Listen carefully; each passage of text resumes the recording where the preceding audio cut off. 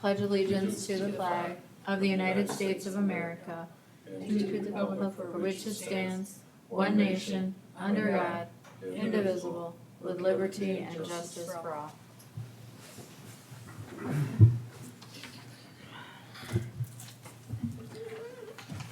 Good afternoon, everybody. We are reconvening as a Consolidated Board of Equalization. Can I get a motion to do so, please? Also move, Madam Chair. Second. Thank you. I have a motion and a second. Sherry, will you call the roll? Commissioner Gibbon, Yes. Commissioner Poppins, Yes. Garbers, Yes. Odkin, Yes. Commissioner Landine. Yes. All right, we got item on our agenda. Go ahead, Carla. Our first appeal is parcel number 200.46.01.002. It's located at 1111 East 3rd Street here in Canton.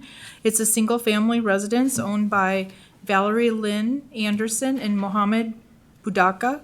It's a one-story, single-family home built in 2002. It has 2,282 square feet of gross living area.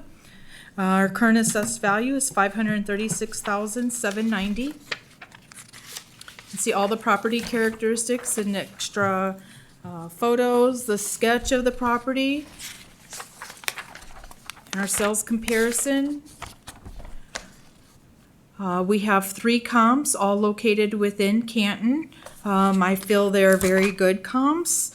They range in various age of the subject property. We have between 1969 and 2002. They're not exactly the same size as the subject property, but very similar in size and amenities. See the location of the subject property compared to the subject compared to the comparables. They're fairly close. They're on the same side of town. Currently, we have the subject property being assessed at $235 per square foot. Our cost is indicating a range between $222 and $232, so it's a pretty tight cost range, which means that our assessments are very equal to one another. The market is indicating a market range between $198 and $265 per square foot. With that information being presented to you and much more, the assessors at this time is making a recommendation of no change to the assessment. It falls in line with the cost and market approaches to value, leaving the value at $536,790. Thank you. Anybody have questions for staff? If not, is the appellant here? Hello, good afternoon. I'm not sure Can you what. just state your name and I'm sorry. address before you Yep. start? Valerie Anderson Budaka. I'm not sure if you guys received my documents that I uploaded, but I do have a certified appraisal that is stating my property is worth $467,000. The appraiser walked through the house and there's documentation. Oh, here we are. Yep, of all. Pictures and square footage, things like that.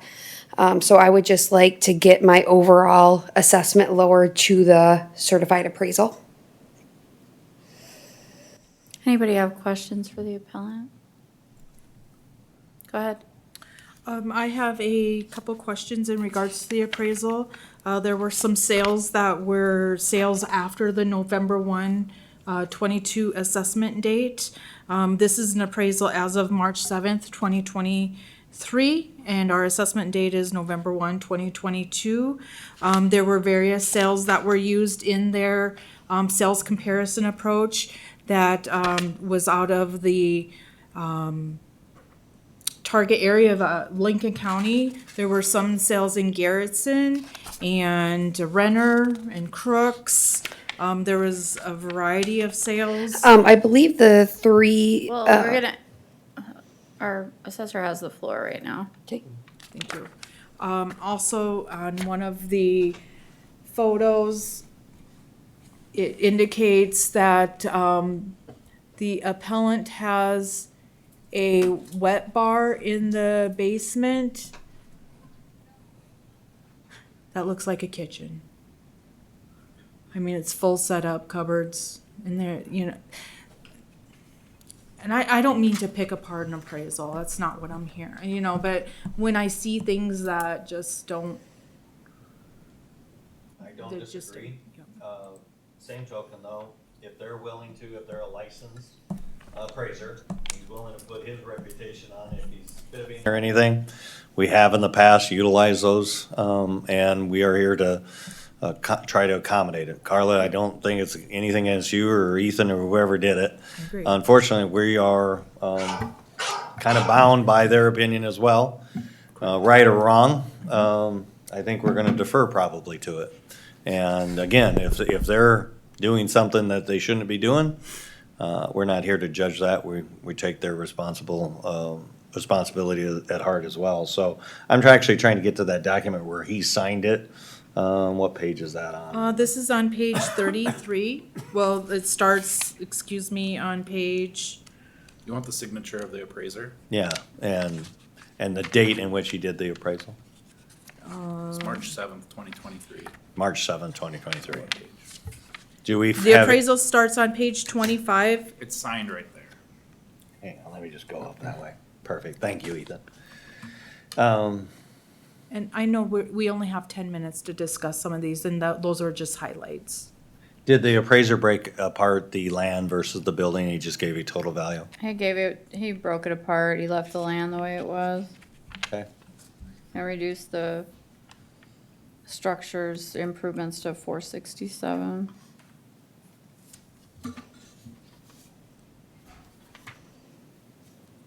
I thought he had an overall of 467. Oh, I'm sorry, he reduced the structure to 413, 341. Okay. And if I can interject, I think that was what I input. I'm not sure if that's what he had in the appraisal, if that matters. And again, some of the questions will be, what was the purpose of the appraisal, just for this evaluation, or is it for financing? I refinanced as well. You Yep. refinance using that document. Yes, yep. All right, anybody else have any questions for the appellant? Anything else you want to say, Miss? Nope. All right, I'd consider a motion. Madam Chair, I will move to utilize the evaluation that was done by the appraiser, is it Jordan Tucker? Yes, that's correct. And that will be entered into the record, placing the land at 53,659 and structure at 413,341, for a total, I believe then at 467,000. Is there a second? Second. Got a motion and a second, any discussion? If not, Sherry, call the roll. Commissioner Gibbon, Yes. Commissioner Poppins, Yes. Gerbers, No. Otkin, Yes. Landine. No. All right, so that was approved. Thank you. Thank you for coming in today. Next item, Excuse me.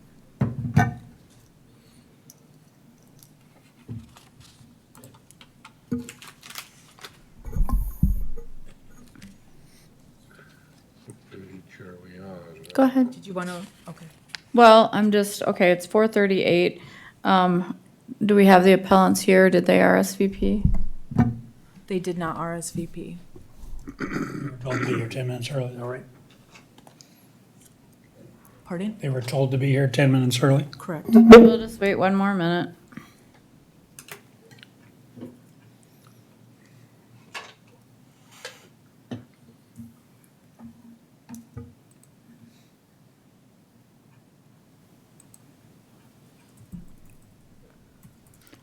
Were they asked or were they told? Like, did it say, if you need to be there 10 minutes ahead because we might start early? I can give you a copy of what the letter.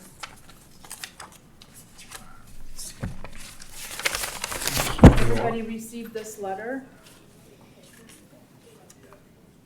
Oh, we have someone coming in? The Roberts? Looks like it's a request, not a statement. Yeah, okay. All right, well, it is 4:40 now. Is the appellant present? Jamie and Jacob Roberts. All right, go ahead, Carla. Our next appeal is parcel number 200.45.06.009. It's property located on 913 East 4th Street, owned by Jacob and Jamie Roberts. It's a single-family owner-occupied home, two-story brick, built in 1908, has approximately 2,716 square feet of total living area. Our assessment went out at $207,596. We do show 3 comps that I felt were, they were old but our assessments show that they're still in line with one another. The comps are, like I said, 2019 and 2021. Sometimes some of these older homes are hard to find some current comps. Where the subject is located in blue and the comps are in red. They are on the northern part of Canton in many different areas. Currently, the property is assessed at $76 a square foot. The cost on the comparables that we're providing showed a cost range between $129 and $185 a square foot. The comparables showed a market indication between 103 and 168, so it's on the lower end of both the cost and the market. So we're recommending changing the value slightly because we did have an interior inspection where we did replace some plumbing fixtures, so we did bring the value down to $201,703. Sherry, I'll break it down for you. The land stayed the same at $56,372, and the house lowered to $145,331. What page are you on? 60. 60? It's taken us a long time to get to the right page number. You're talking and I'm still not where you are. Is it slow? Well, just, there's that many pages. So can you just tell us what page each one when we start? I will. It will help. It's just taking longer. What page? I'm page 4 of 13. I know, that's what I mean. You're on the wrong 60. document. But I wanted to look at the comps. These are the comps that we used. Yeah, because I thought I was the only one lost.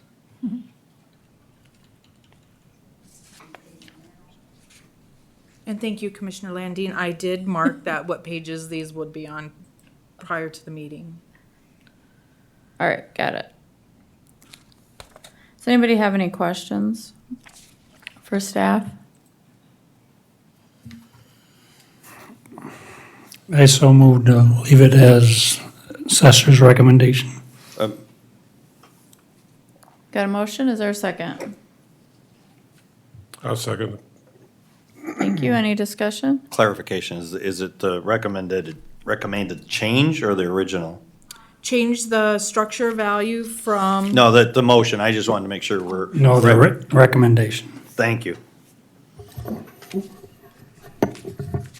A recommendation is 56,372 on the land and 145,331. Nope, 130. Correct? Nope, That's why I'm asking. the one in the yellow. The one in the yellow. Gotcha. Oh, yes, I'm looking at the wrong one. So, Commissioner Poppins, I'm we on have board now. we have a motion. Do we Yep. have a second? Yes, you had a second. Okay, good. Sherry, call the roll. Commissioner Gibbon, Yes. Commissioner Poppins. Yes. Gerbers, Yes, Utkin, Yes. Landine. Yes.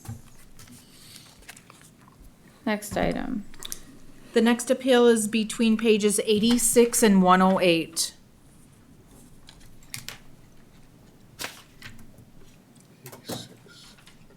Thank you.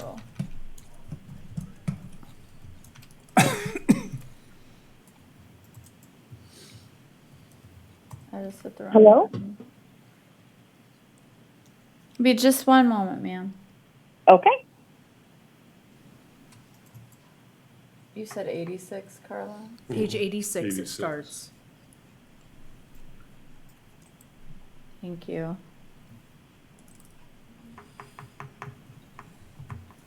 Got it. Go ahead, Carla. Our next appeal is parcel number 200.10.08.006. It is a property located at 312 North Lincoln here in Canton. It's owned by William and Tiana McKinney. It's a single-family, 1.5-story home built in 1920, has approximately 1,327 square feet of total living area. Our current assessment is $143,698. Our three comps, which are on page 89.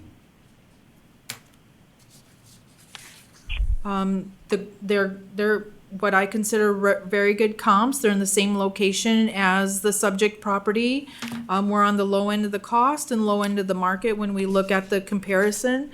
When you look at the map, you can see where the subject property is located in blue and the three comparables in red, so within 1 to 2 blocks of one another. You know, we have a mix of age of sales between 2020 and 2022, which I don't think overall affects the result or the end result. Our current assessed value is $108 per square foot. Our costs using the comparables range between $124 and $138 a square foot, and our market is indicating a market price per square foot of $139 to $166. So again, the subject property is on the lower end of that.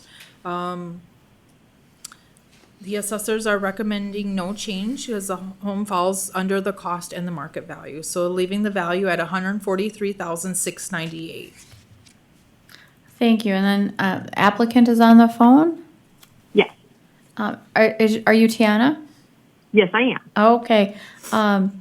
Go ahead and tell us what you want us to know about your property.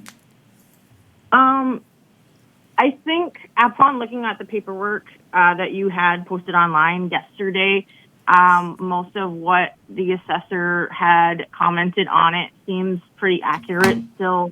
Not much has actually changed since they looked at everything in 2019. And looking at the comps again, you did use local ones, which I appreciate. I think I just was pretty shocked at how much the market had gone up.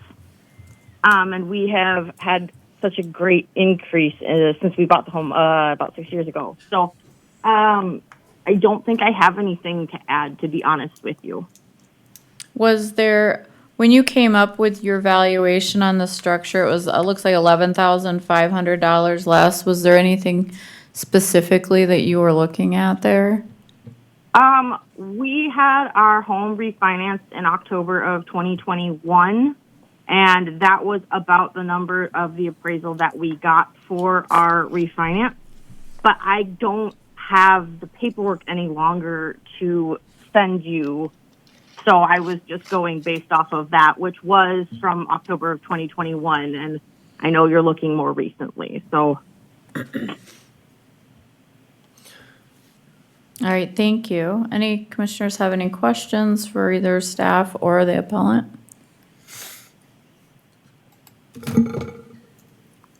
If not, I'd consider a motion. Make a motion to keep as is.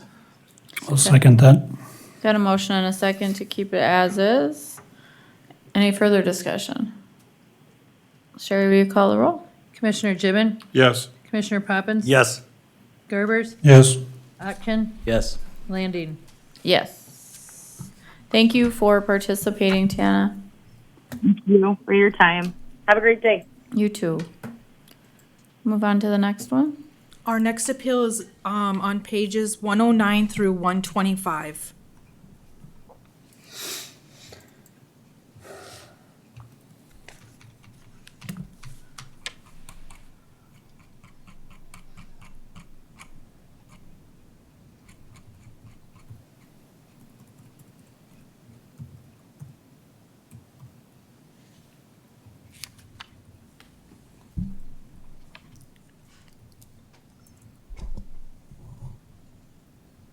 And is the appellant present? Yes. All right, go ahead, Carla. Yes, our next appeal is parcel number 200.29.00.009E. It's property located at 500 South West Street. It is, it's under the name of Nancy Grogan and Wendy Jacobs. Kurgan. Thank you. It is a single-family home, 2-story, built in 1920, has approximately 2,314 total gross living area. Our current assessment is 456,133.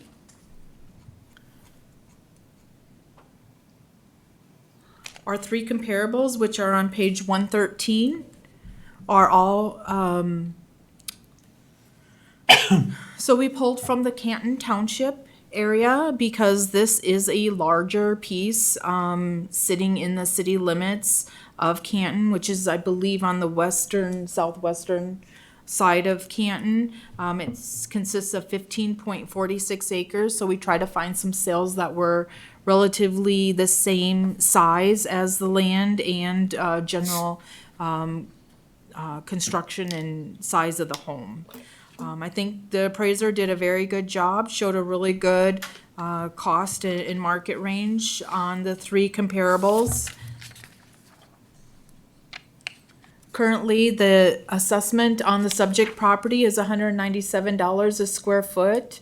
The cost range on the comparables is $141 to $188, so just right at that top tier, a little more than what our cost is showing. Our market is indicating a cost range between $222 and $234 a square foot. We did do an interior inspection in 2019 and exterior. Everything was in good condition. The interior finishes were partially updated at the time. Everything was well maintained. The home has a stone basement and it is unfinished. So the assessor at the time, as we concluded our evaluation of this property, is recommending no change as the property falls within both the cost and the market approaches to value, leaving the value at $456,133. Thank you. Does anybody have questions for staff? If not, all right, the appellant can come on up. Okay, where do I come? Here? Right up here to the podium and speak into that microphone. And please state your name and address. I'm Nancy Gergen, and this is Wendy Jacobs back here. We're owners of the property at 500 Southwest on the west side of Canton. Now, I do have a couple Yep, things you can to- just go ahead and place them here, Oh, then it'll appear. isn't that something? So you can see right here what's being shown. up on the Yes, screen. okay, very good. I prepared a little speech. So we purchased this property in 2004. We are both on a fixed income. Both of us are retired from Sanford. To say that we were shocked when we received the new property assessment is an understatement. Dismayed, scared. How much will taxes be next year? 8,000, 10,000, or double what it is? So the assessed value increased over last year's value 54%, and you have that in front of you, so we believe in paying our fair share, and we believe that the NAD 10 and NAD 1 amounts are fairly reasonable based on comparable and market values. And we do appreciate the written comments by the assessors from the 2019 inspection. However, when we look at cost and market value of NADO, the land, that's where we can't find any comparables. Now, I said land. In your mind, what did you picture? What is the picture in your mind when I say land? I'm going to try to explain what our land looks like. We question why this land assessment went from $84,000 last year to $180,931 in this year, an increase of $96,000, almost $100,000 in 1 year. The previous 4 years, the value never increased over $20,000 in a given year, and that's in your handout or from the computer. This is a unique parcel. The location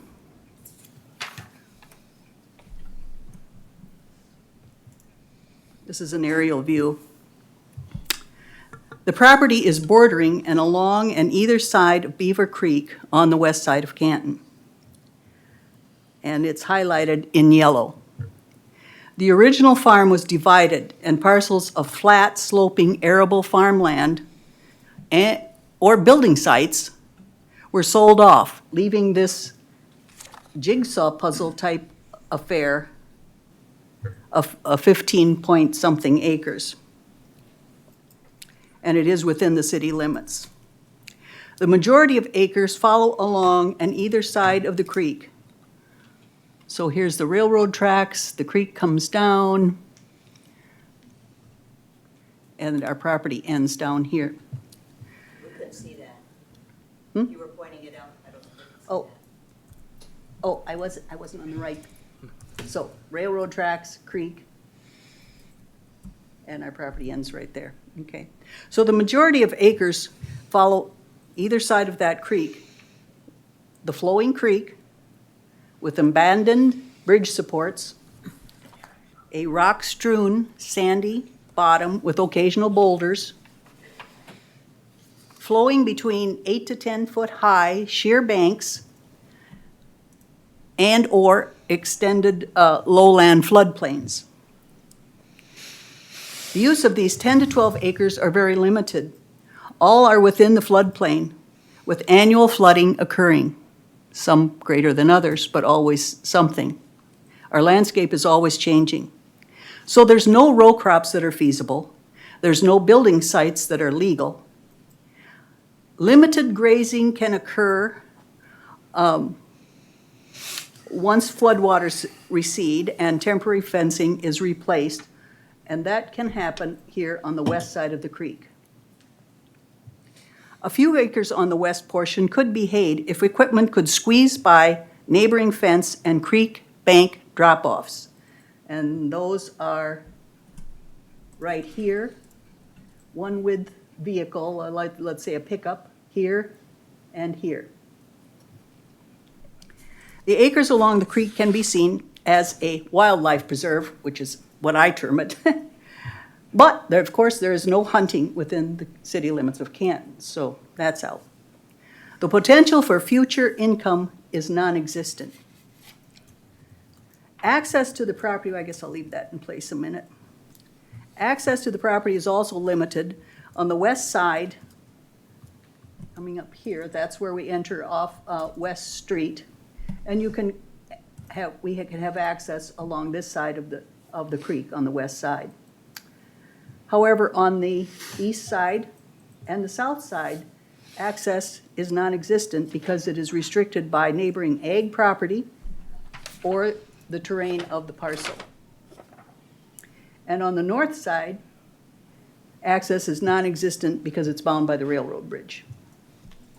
So acreages and land are always in high demand. That's assuming there's potential for useful purposes. The majority of this land is limited to individual foot traffic. When potential buyers realize, let me say this. Will there be buyers willing to pay top dollar for these acres and the exorbitant taxes, which I think for this unique parcel in the future when we're ready to sell? I did a little graph here I'm real proud of, so I better show you. This is just kind of how it looks. We went along regularly with increases, of 10 to 15,000, 17,000, and then all of a sudden we went up to 180,000, which we can't understand because there's been no improvements. There can't, and as I listed all these other kind of limits to the property use. So when potential buyers realize the limited use of this parcel, they may not decide to purchase it at all, just as the people who backed out of the transaction in 2004, allowing us to obtain the property at a reduced rate. So based on the uniqueness of this parcel, we're requesting a reduction in the assessed value of the land only from $80,931 to the 22 value of $84,470. And a freeze on further increases in taxation due to age over 65. I think that's probably the wrong place for that thing, so, anyway, that is what we request. Anybody have any questions? None? I think if memory serves me, and somebody correct me earlier today, we did that on a similar piece of property, actually right near this one. That we left it at 2022 prices because it was mostly waste, wasn't buildable. I just have a question for Yeah, Carla or go ahead. That was separate from a house, so. Carla or Ethan. Hi, guys. Unique property. Did we use just the or the acre, break down the first 4 acres or 2 acres and that all the way down on this? Or did we make any adjustment? Actually, this, so if we would have done that, like our rural acreages, we would have resulted in a value of $143,422. This was sitting within Canton, so we're on a tiered pricing. So the first 11,000 square feet as at our first tier pricing. The second tier is, to 16,000 and square feet, and then our third pricing range is 30 cents a square foot. So, for but the you rest. use the standard based on the Yes. square for being Yep. in town. Correct. That is correct. Do you think that's appropriate given the creek? And that's why I did the Canton Township pricing. I Yeah. wanted to see what that result would have been. It works for some, but not for all. So Sure. when we try to assess properties, we're trying to use the same model for Right. everybody and not pick and choose what model we're gonna use, Okay. per se. Is it the best? Seems like that a lot of this land, Ethan, I do appreciate all your comments. You are just to the point. I don't know that this land is, especially for residential use in town, it's buildable. It's not ag land. You're not gonna run cattle per se, I don't think, inside the city limits, so it's ag side of it. It's a beautiful piece of property, but actually used for it, I don't know. It's very unique. Well, it seems like you're directing the question to me, so I'll respond to that. I would appreciate your. So had we not made an adjustment on this property, we would have valued it like other properties that are a regular shape out of the floodplain here in Canton at $241,241. For We the made a land. 25% adjustment to this property because of the shape of this property. Okay. And the fact that at least over 50% of that leg that juts out to the east there is in the floodplain. So that's why we reduced it to $180,931. On the tiered pricing. It is on the tiered pricing still. It's $2.50 for the first 11,000 square feet. The next 16,000 square feet is $1.25, and everything over that is at 30 cents a square foot. We put a 25% overall adjustment downwards on the property to adjust for the shape, because I would agree it has a lot of restricted use or potential because of the shape of it. Just to Thank the you. east of this parcel, there was a sale of 7.5 acres, I believe. And we didn't show the land sales, and I apologize for that. We just kind of looked at the overall sales for similar, but just strictly land. There was a 7.5 acre sale that sold for $274,000 just west of, or east of this property. It adjoins this property. It actually, yeah, to some extent. Thank you. Madam Chair, your question earlier about something that we had done previously today. Well, and it was pointed out to me, though, this does have a house on the property. The other piece did not. Okay, thank you. I think the appellant is asking just for the property to be reduced, correct? Just the That's- land Just the side. land. Yeah, sorry, not, just the land though. Which is similar to what we did Take us earlier. down to,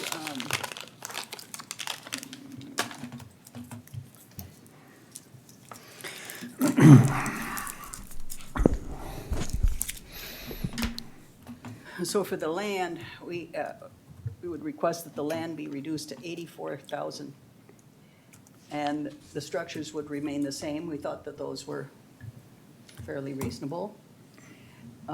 And that would bring the total to $359,249. Of course, it's still quite a raise from last year, but,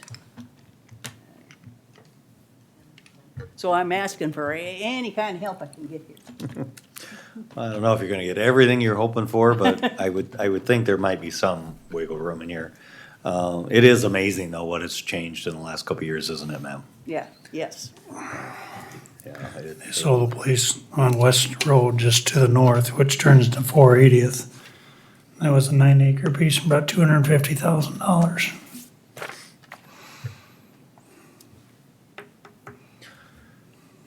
I'm just looking for a motion. How many acres, ma'am, do you know is up by the building site? You Do know, we I'm know? not sure, but having looked at some other properties, some other maps like this one. Where am I? There I am.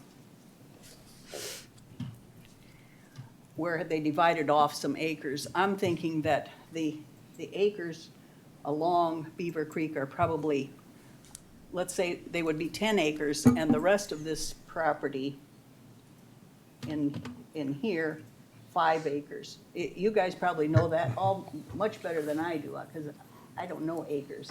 And your home again is located where on that And map? our home is way up here, Okay. and then there's a couple buildings. When the big flood came through the railroad tracks and took the railroad bridge out, there were stones the size of footballs that ended up down here in the grazing area. And all the, yeah, it was just, it looked like a moonscape. And we've lost tons of dirt. Every single for spring, it just gets smaller and smaller and smaller, the property itself. Got some number? Let's go for it.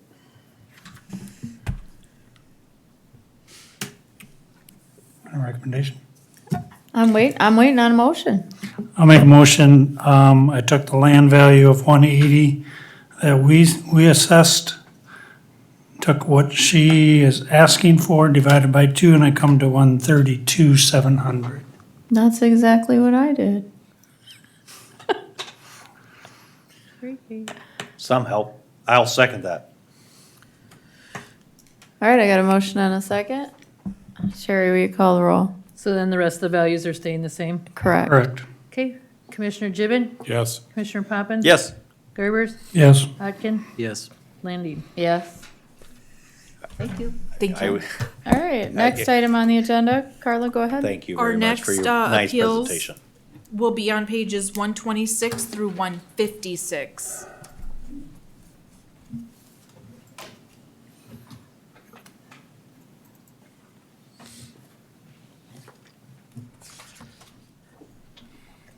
We're a couple minutes early yet. She's here. Oh, That's her. Was here, yeah. oh, I didn't see her back there. That's okay. Are you ready to start, or do you want to wait a couple minutes? Okay. Carla, you can go ahead. Our next appeal is parcel 200.29.00.008H. It's located at 1215 West Fifth Street. It's owned by Richard and Gail Vierlick. Vierick, thank you. It's a single-family home, one story, built in 1960, has approximately 1,036 square feet. We have a current assessed value of $189,602. On page 130, you can see the side-by-side comparison with our subject property and the 3 comps.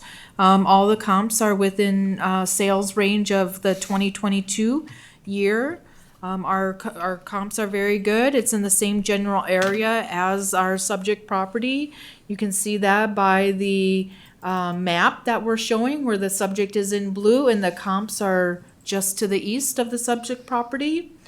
Our current cost for the property has a price per square foot of $183 per square foot. Our cost range with the comparables is showing a range between 141 and 218. The market is indicating a value between 193 and 248 a square foot. So some of this information on the subject condition, it's in normal condition. The interior finish is original to the home. The exterior shows no sign of excessive wear. The windows were updated from the original. The siding has no cracks or holes. With all that information and the time spent on this appraisal, we are coming up with a recommendation of no change. The home falls within cost values and under market, so we are recommending no change, so a value of $189,602. Thank you. Anybody have questions for staff? If not, the applicant's here. Ma'am, just state your name and address into the microphone and then go ahead with your testimony. My name is Gail Varick. I'm at 1215 West 5th Street, and thank you for seeing me. I feel this is a little high. She mentioned our windows were okay. They're not. That wind that we've had the past 2 years, it sort of twisted our house, and we tried to turn it into insurance, but they said it was just sort of sunk from water and stuff. But all of our windows now need to be replaced, and there's huge gaps in them. Also, with the hail, our siding was damaged, and our siding needs to be replaced. Our basement is unfinished. My cupboards, bathrooms, they're still from the original when the house was built. I've been in other homes in Canton. Their homes are much nicer than mine, and they're appraised at $200,000. I also have a highway out front of my house with horrendous traffic. And behind my property is the railroad track, and that has a lot of usage. So all of this taken in, I would never get that. My house is not worth that much. And it's went up in value from 2019 to now, 100%. I believe that's a little much. And the other people I talked to, their house assessments went up 25 to 30%, and I'm looking at over 40% on my home.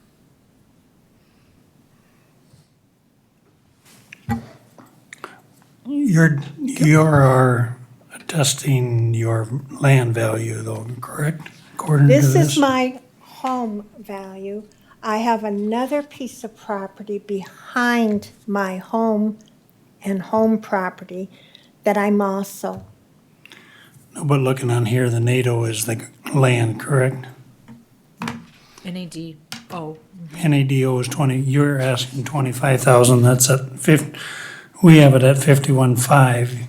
Right. At your request, you have your house actually just a touch higher than their assessed value. Right. So all in all, my land is, or house, neither one of them is worth that much. I mean, who's gonna want to buy my house and live there on that piece of property with the traffic? And my house probably needs $100,000 put into it.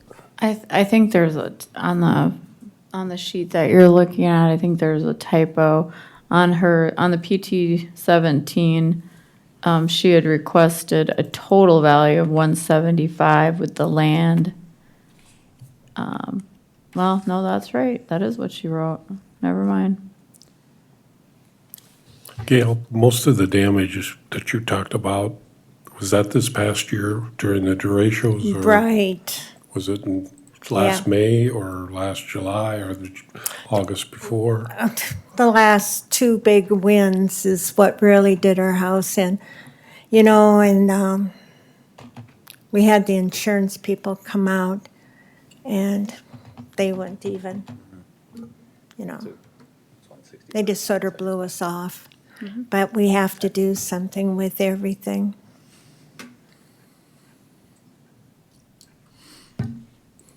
It just seemed like it twisted, and there's big gaps. You can put your hand now in between the window trim and the windows.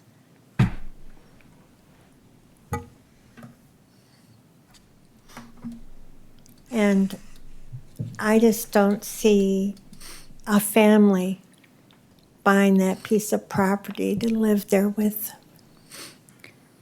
All right, anybody have any questions for the appellant? If not, I'm going to close testimony and consider a motion.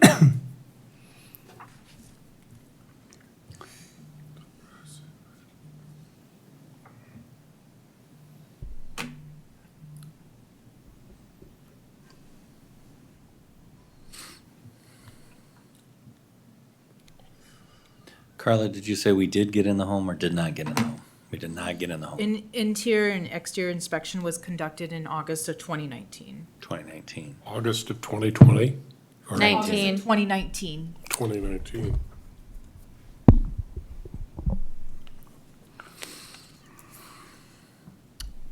I can, I'm looking for a motion.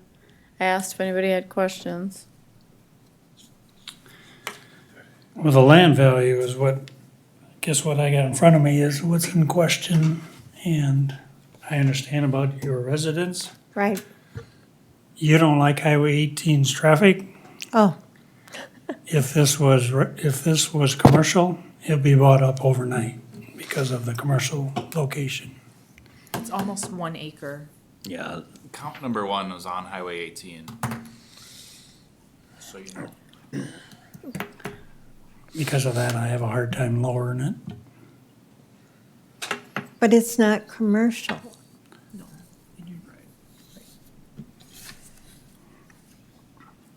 did you bring pictures of your windows or anything with you? No, no.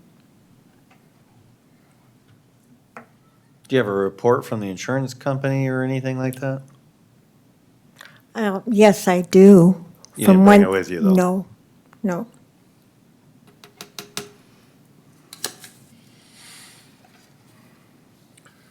Paul, is your motion to leave it as is?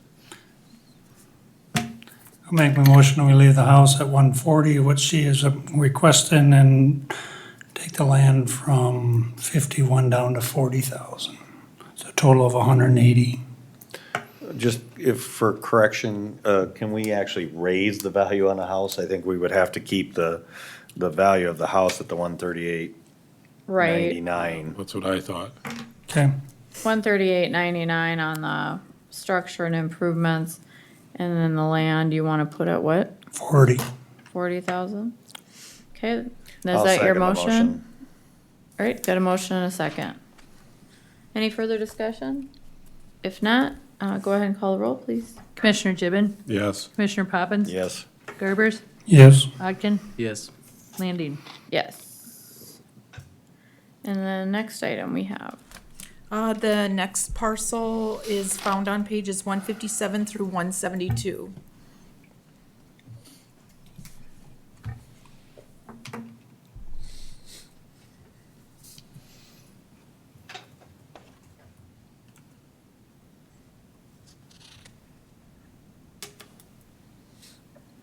What page did you say, Carla? Oh, wait, I think- wrong parcel. No, you have the right parcel.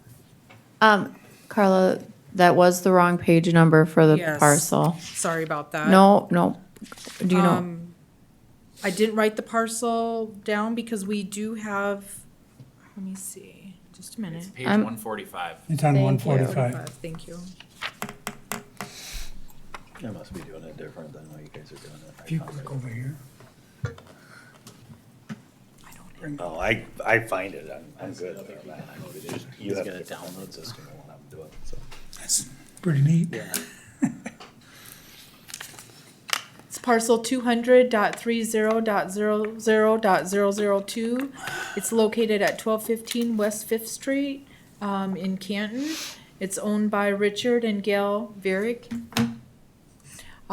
We have a current assessed value of $20,023. We looked at three comps that are bare properties or have a shed on them. This comp one should have a valuation of 5,994. That was part of the assessor changes or corrections that were made earlier this morning. So that should be at 5,994. It sold for 13,500. So the comps are bare or have a small shed. Approved upon them maybe after the sale. Currently, the assessment on the subject property is 30 cents per square foot. Our comparable is showing a cost range between 194 and 250 a square foot. The market's indicating a valuation range of 55 cents to 329 a square foot. We currently are assessing this property at the excess rate of 30 cents per square foot due to being landlocked. So therefore, we're recommending no change. Is this adjacent to it, the Yep. previous one? It's my backyard. The pasture is at the south end of my frontage. And it goes up against the railroad tracks. And it's landlocked, so it's So it's no a use. And we don't have anything on the property. It'd have to be sold with your house, more or less.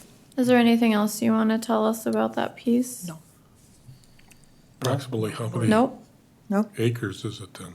It's 1.5, I believe. Okay. Given everything, I believe that it's assessed properly compared to everything else. It's, it doesn't have limitations. Yes, it's landlocked, but it also has the adjacent property for access. It's just separate parcels, so if it had been connected to the other property, it'd be assessed at the 30 cents a square foot, which it is. My recommendation would leave as is and with the Equalization's office recommendation, so. Second. All right, I've got a motion and a second. Any further discussion? Sherry, will you call the roll? Commissioner Gibbon, Yes. Poppins, Yes. Garbers, Yes. Hodgkin, Yes. Landine. Yes. Thank you. All right, thank you for listening to me. Thank I you. appreciate it. Have a good Thank you. evening. Go ahead with the next one, Carla. So that is that- on page 157 to 172. All right, John, are you okay starting a little early? I'm fine, yes. Okay. Come on up. They keep hiding back there. I don't even see. Carla, go ahead. Our next appeal is parcel number 200.58.00.003. It is 6.572 acres located at 1015 East Fifth Street. It's owned by John and Leah Peterson. We have the assessment went out at $85,883. We did, after a thorough investigation on this particular property, we are recommending that we correct the land value from 85,883 to 42,941, which is reducing it to 15 cents per square foot due to flooding along the river. So we had that 30 cents per square foot for the excess valuation, and then we applied a 50% adjustment to that, which brings it down to 15 cents per square foot. Okay. John, first question, does that work for you? That's fine with me, and I think there were some access issues also as part of the reason for it to be reduced. All right, you're good with the 42,941? Yeah, I'm fine. Yep. All right, can I get a motion? Motion. Second. Thank you. A motion and a second. Sherry, will you call the roll? Commissioner Gibbon, Yes. Poppins. Yes. Garbers. Yes. Hodgkin, Yes. Landine. Yes. All right. Thank you. Thanks, John. Good day. All right, I don't see anybody else in the audience. Our next scheduled hearing is at 5:40. 4.10.003. It's located at 615 East Third here in Canton. It's owned by Renee Johnson. It's a single-family property, 1.5 story, built in 1915. It has 2,854 square feet. Our current assessment is $289,359. On page 176,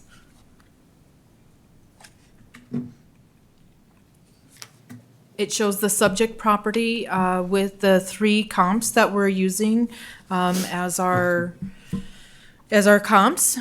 They're great comps. They're in the same location. They're equally assessed with the subject property. If you look at the map, you can see where the subject property is located in the comps. The 2 are located right in this, within a block from the subject, and just on the west side of Canton is our 3rd comp. Currently, the assessment on the subject property is $101 a square foot. Our cost is indicating a cost range between 108 and 122, so it's at the lower end of the cost comparables. The market is indicating a market range between 107 and 147, so again, it's on the lower end of the market range. Our cost range is rather tight. That means our assessments are equally in the comparison of the cost approach. Upon the assessor's exterior inspection in 2019, the home is in normal condition. The roof, stucco exterior windows are all appear in good condition. Previous owners did several updates, including a 1994 addition with 747 square feet containing a master suite. The home has hardwood floors, does custom millwork, and has been well maintained. The property also has nice outside entertaining areas with large decks and patios. The assessor, after doing the workup on this appeal, is recommending no change as the property falls below cost and market values. So we are recommending to leave the value at $289,359. Thank you. Does anybody have any questions for the assessor? All right, if not, you guys want to come on up? Just need you to first state your name and address, Chris and then you Johnson. can go ahead with your testimony. Chris Johnson at 615 East 3rd Street in Canton. All right. Everybody has a copy of their assessment here already We have it. We have everything in front of us. for them, what they have. All right. And you can see on there that they have the house listed as a 1.5-story home with 2 masonry fireplaces. You can tell it's not a 1.5-story home. You can also tell that there's no exterior masonry fireplaces, otherwise you'd see it, let alone 2. So we don't have any of that. So we're starting to question the ability of the assessors. I have, if somebody'd like to, do you want me to bring these up to you? These are an appraisal that we had This done. is your time to go ahead and testify as to why you would like your value changed and what you would like it changed to, and present your facts. But as far as making any personal attacks on the assessor or the assessor's office, I'm not going to stand for that. I'm saying that they're flawed in their methodology of how it is. That's how my assessment is. Then go ahead and present your testimony on how you think it is flawed. Okay. Would you like these to be brought up to you? This is the assessment that I had for my drive-by appraisal. Is that what we already have in our share file? Do you know? We have now, no. We've requested a Yeah, copy we- of this appraisal and we're never given one. So Yeah, please present it then. Okay. It'll become part of the record. Thank you.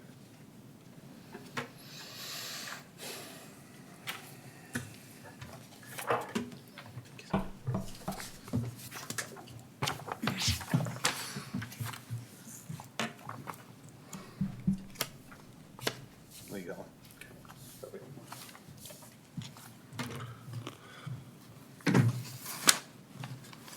Now, part of my process was going through, is trying to find out what the true value of my home was, to find all the You have records I another could one? on this.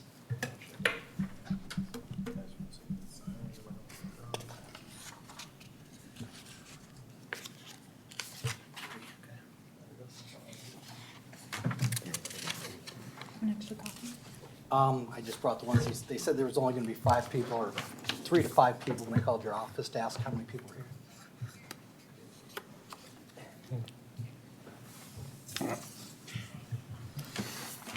The appraiser, just for the record, was who again? Whoever my bank used for it. Okay.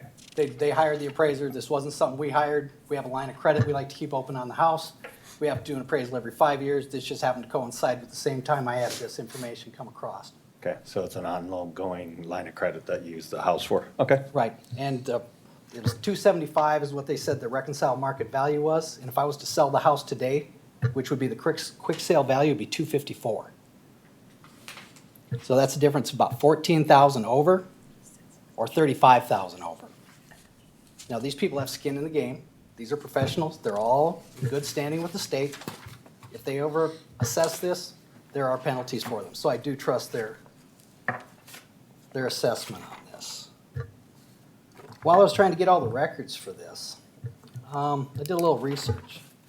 And I went to the meeting to try to figure out how this all process worked. I was told there was 1,309 comps, and that the 3 that we had that we listed on there, those really weren't what we were going to use. That's all on the Lincoln County website. That's all record there. I got a 108-year-old home. So I went down and I thought, let's go figure out all the information on all this. Can I enter this into the record too? This is all the information they have. 7 pages, 108 years in a home. That's all they have. And it's not even consistent. It's 1976 through like 90, missing a few years. They don't have the grading cards. They have none of this, which leads me to my next situation with this.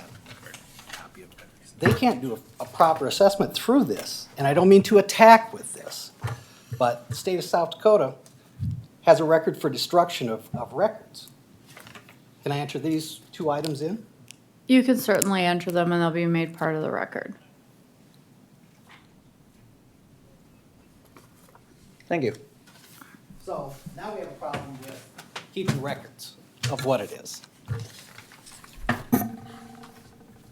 So I'm telling you, I'm really questioning their assessment over ours. When I obtained these records, I went down and I was talking to the individual about it at the window, and I asked what happened to the records. Don't know. 1978 seems like 76 seems like a long time ago. Things like, yeah, I don't know. We're supposed to have this. I got a 7-minute recording if you'd like to hear it.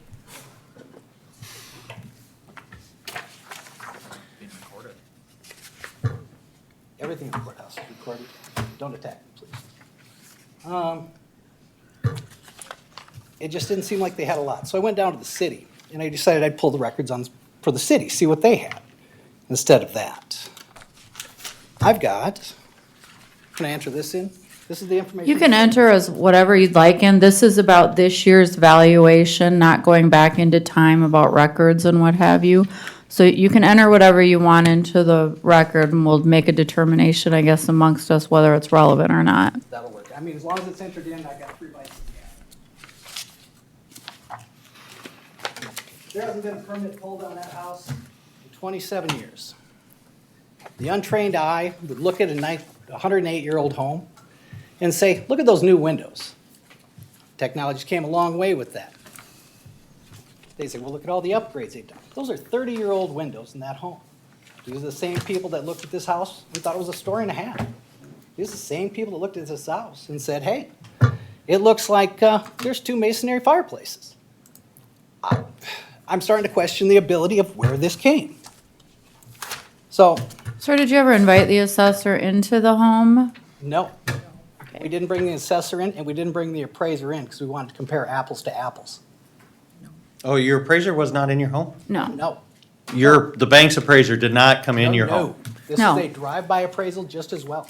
And the price that the 254 is a quick sale price, so it's not even a market price. The The 170, gross living area says 2,250. do I get the 175? Or the 275 is the reconciled market value of that. And sir, you got 2 minutes to All right. present the rest of your testimony. Here, I got a comp right here, block away from my house. 125, completely remodeled. Permits pulled all day long. Everything's redone all the way across the board. Asking 124. If you doubled the price of that house one lot away from me, I'd still be $41,000 assessed higher than what that is. I actually have looked at this property. It's an as-is property. It has a lot of issues on that one, so just for the record, Well, it's got a pending on it Yeah. at that price. Yeah. I'm not sure if that's you or not, but No, it is not. No. For the record, it's not me. see, I'm looking at paying my taxes. I don't have no problem paying what I owe. I don't want to pay more, and I don't want to pay less. I just want the money I pay to be used efficiently. And I think that their assessment is wrong. And I think there's problems there. I think there's record problems there. I mean, there's definitely something that's supposed to be there, because you look at the destruction rate and the information they should have. I mean, if you listen to the 7-minute video that they have, there's no customer service there. There's Dodge. That's all it is. They're not helping. This is not a public service. So I'm thinking I should be at $254. That's fair market to me. That's what somebody would loan to buy it today. Thank you. I'm going to close testimony on this item. Commissioners, any questions from you for our assessor or the appellant? If not, I'd consider a motion. I do clarify. Go ahead.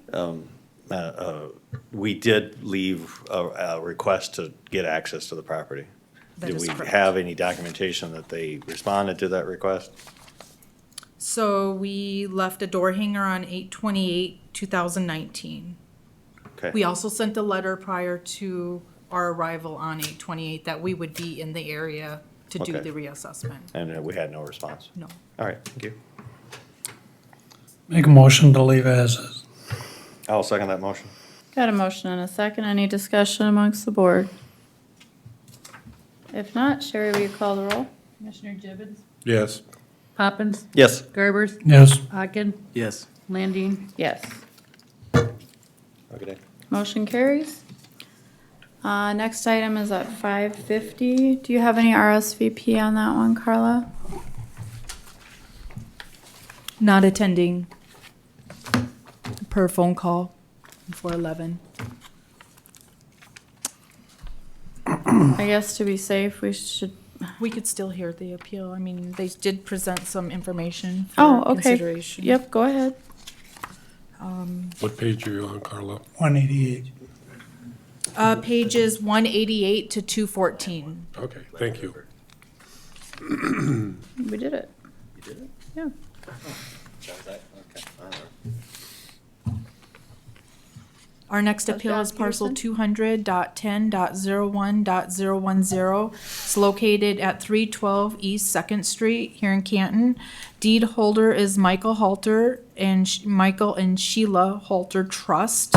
It's a single-family home, 1-story, built in 1950, has 1,304 square feet. The current assessment is $187,689. On page 92, you can see the subject property with the 3 comparables.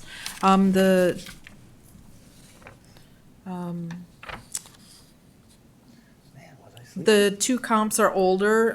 The most recent is the best comp, and it's the most, it's the closest to the subject property.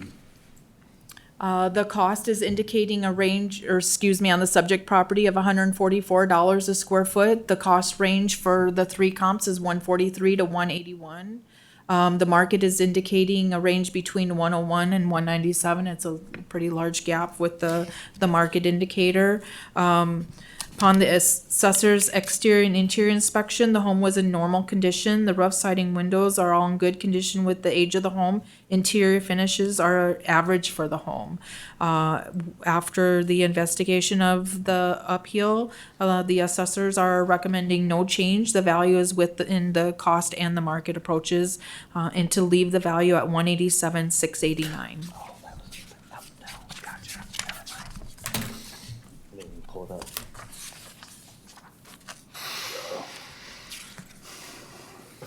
The appellant did submit some comps on page 207, 209, and 211. Did you have any conversations with them directly about I did not. There we go, okay.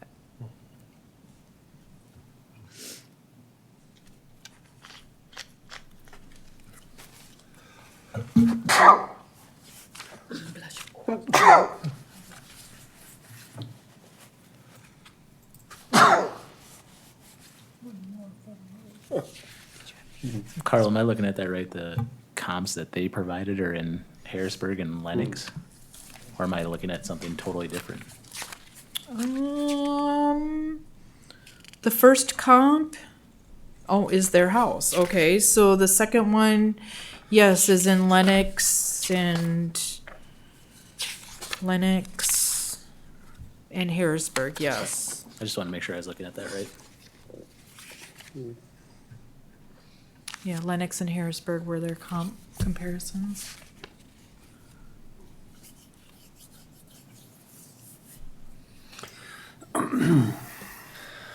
Is there any further information? Otherwise, I'll move to leave as is. Second that. I got a motion and a second to leave the valuations as they are. Any further discussion? All right, if not, we can go ahead and Sherry, we call the roll. Commissioner Gibbon, Yes. Poppins. Yes. Gerbers, Yes. Hawken, Yes. Landine. Yes. What do we have for an RSVP on the next one? It's item 9. They will be attending in person. All right. Then we'll be on break here just until 6 o'clock. Or until they get here, if it's before 6 o'clock. 6 o'clock? I am? Yes. All right. Yeah, do you need a few minutes? Technically, you're not till 6, but if you are ready to get started, we will.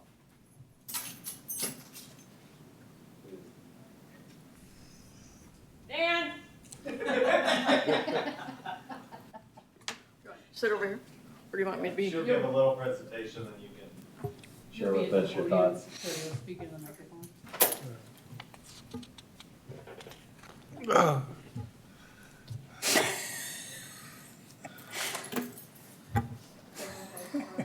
Our next parcel is parcel 200.29.00.012. It's located at 700 South West Street in Canton. It's owned by Watson Living Trust. It's a single-family home, one story, built in 2002, consists of 3,700 of gross living area. It does sit on 8.241 acres. We have a current assessed value of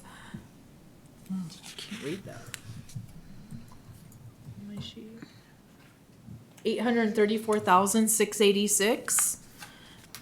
Our comps, which are on page 219.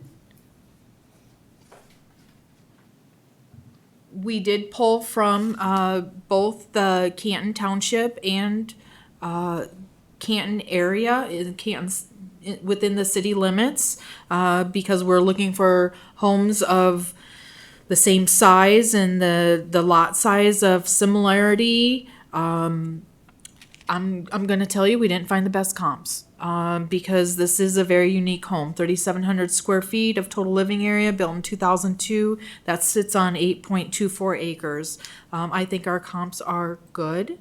I think we could do better, but it was hard to find comps of comparables. We're showing a assessment price per square foot of $227. Our cost is indicating between $110 and $237, so it is a wide range with our cost comparables. Our market is indicating between $107 and $314 a square feet.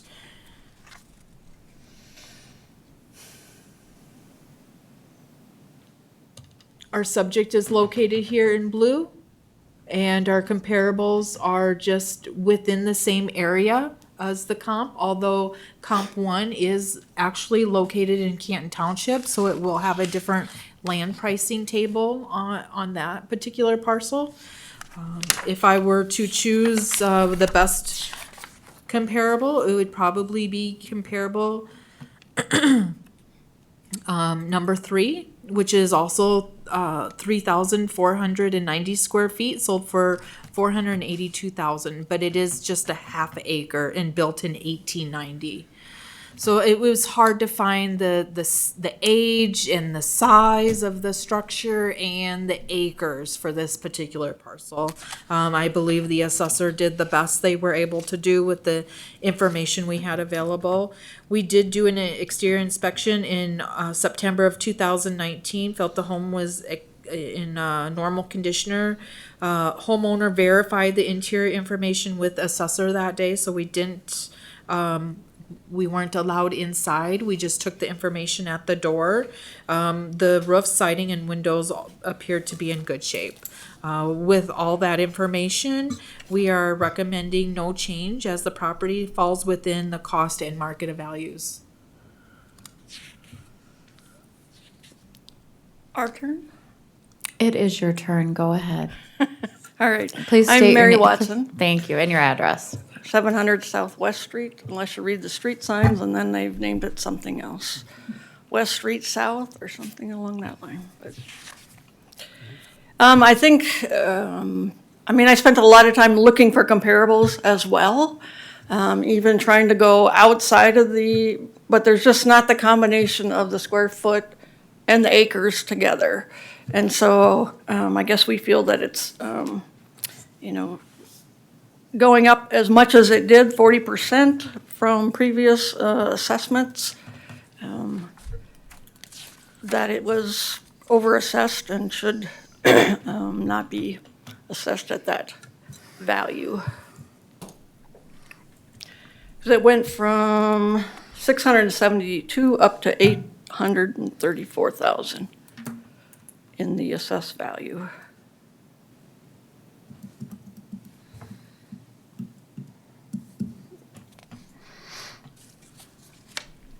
I think, I know that looking at the cost to replace it, the depreciation plus the land value, the market, which is totally, in my opinion, irrelevant because it's so wacko right now, and the income, the use of value of the projected income from like properties, I don't know that we could get that much money for it if we were to put it on the market today.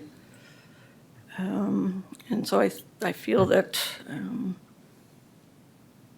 the cost, market, income are kind of what you guys base things on. And I'm not sure that it really fits into any of those categories very well at where it's been assessed at.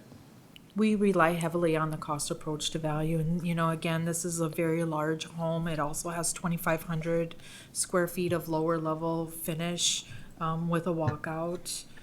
It was a hard property to find true comparables for.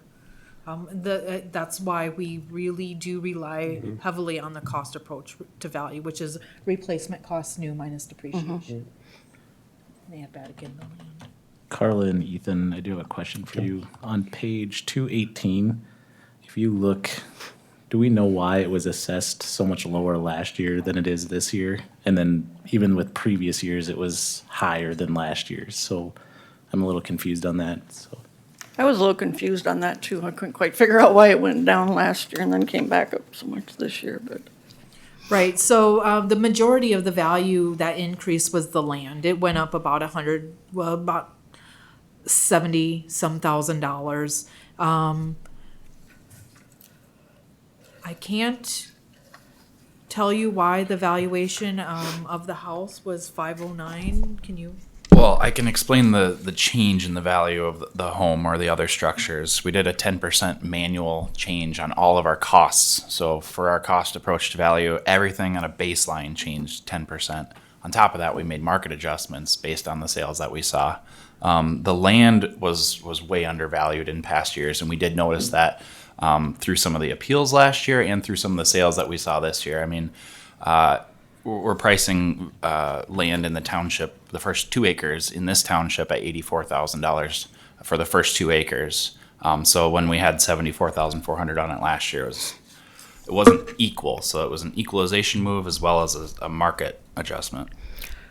That being said, I'd like to point out that probably roughly a third of the land that's included is in the floodplain, and so would not really, I don't feel, be sellable with a good conscience to anybody, because it frequently does flood.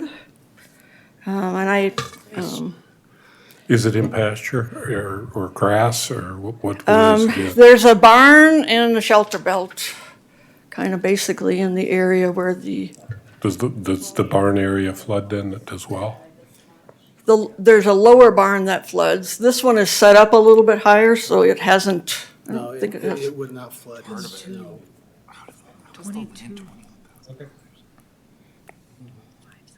So when you say the floodplain, are you talking about half of the acres that are affected? Can I show you the picture? Or? Sure. Can she put that on the projector? Yep, go ahead, just right here, where it says place. Place back. We appraised that we were doing market adjustments, blanket adjustments, and then we actually went to. There you go. Okay. And where is your home So on this that is, our picture? home is kind of sitting about here, I suppose.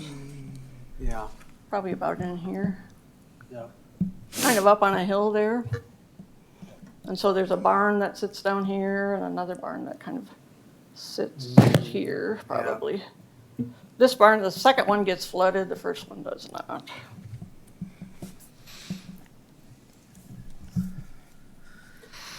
The other thing is, you said this was built in 1950. This house was built in 1950? Yeah, one of the first sheets, it said 50. That was when the first house was built, that one was moved, that current house was built in 2001.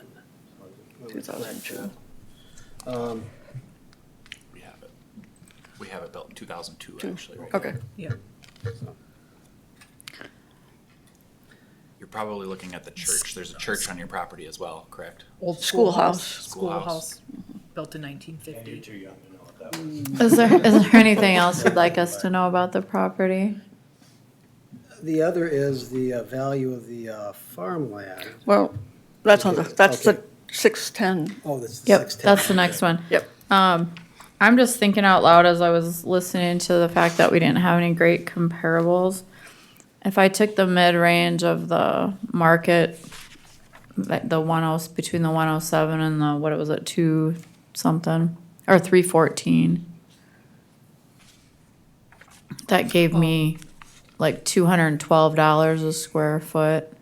If we came down in the middle of that to kind of try and take care of the lack of a really good comparable and use that number. And so I guess I could support a motion to reduce the house to 622,449, which is 50,286, I think, if my math worked out all right. A reduction in value of the house. What was that number? The reduction in the house was $50,286, which would take the house value down to $622,449, if my math is right. And leaving the rest of it? And leave the rest of it. You made the motion? I can't make the motion. I'll I make have a to- motion, Madam Chair. Okay, I've got a motion from Commissioner Gibbon, and I've got a second down here. Paul, you got that one? Yes. Okay, got a motion and a second. Any further discussion? All right, Sherry, will you call the roll? Commissioner Gibbon, Yes. Poppins, Yes. Garbers, Yes. Atkin, Yes. Landine. Yes. Okay. And if you want, you can stay right there for the next one. All right. Go Our ahead, next Carla. appeal is located on page 242 to 258.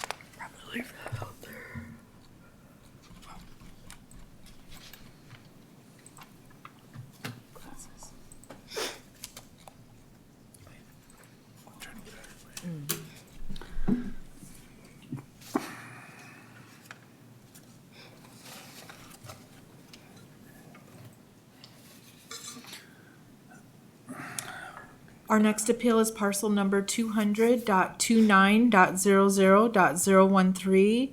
It's the East 30 Rods of Outlot 13 and portions of Outlot 15, 16, 17, 18, lying south of Fikes Tract E, located in Outlots to Fitzgerald and Benedict's here in Canton.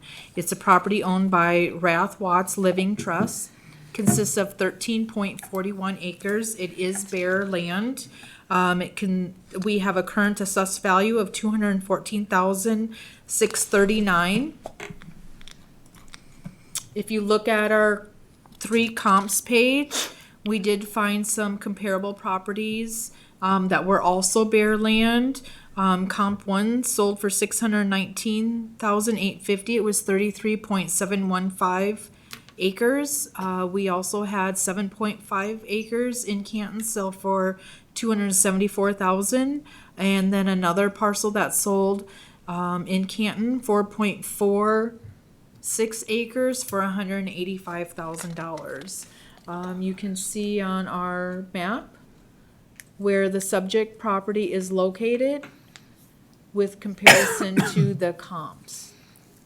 Comp 1, 2, and 3.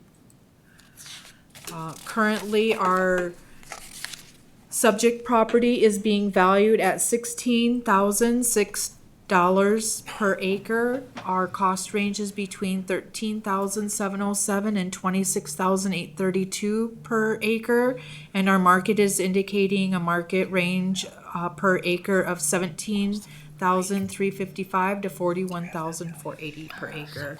Assessor recommends to change the value from $214,639 to $175,249, giving the property the excess land value. So when we looked at this and then we used their adjoining land, we tiered this with the second and the third tier to give it the excess rating. So that's the recommendation, to lower it to $175,242.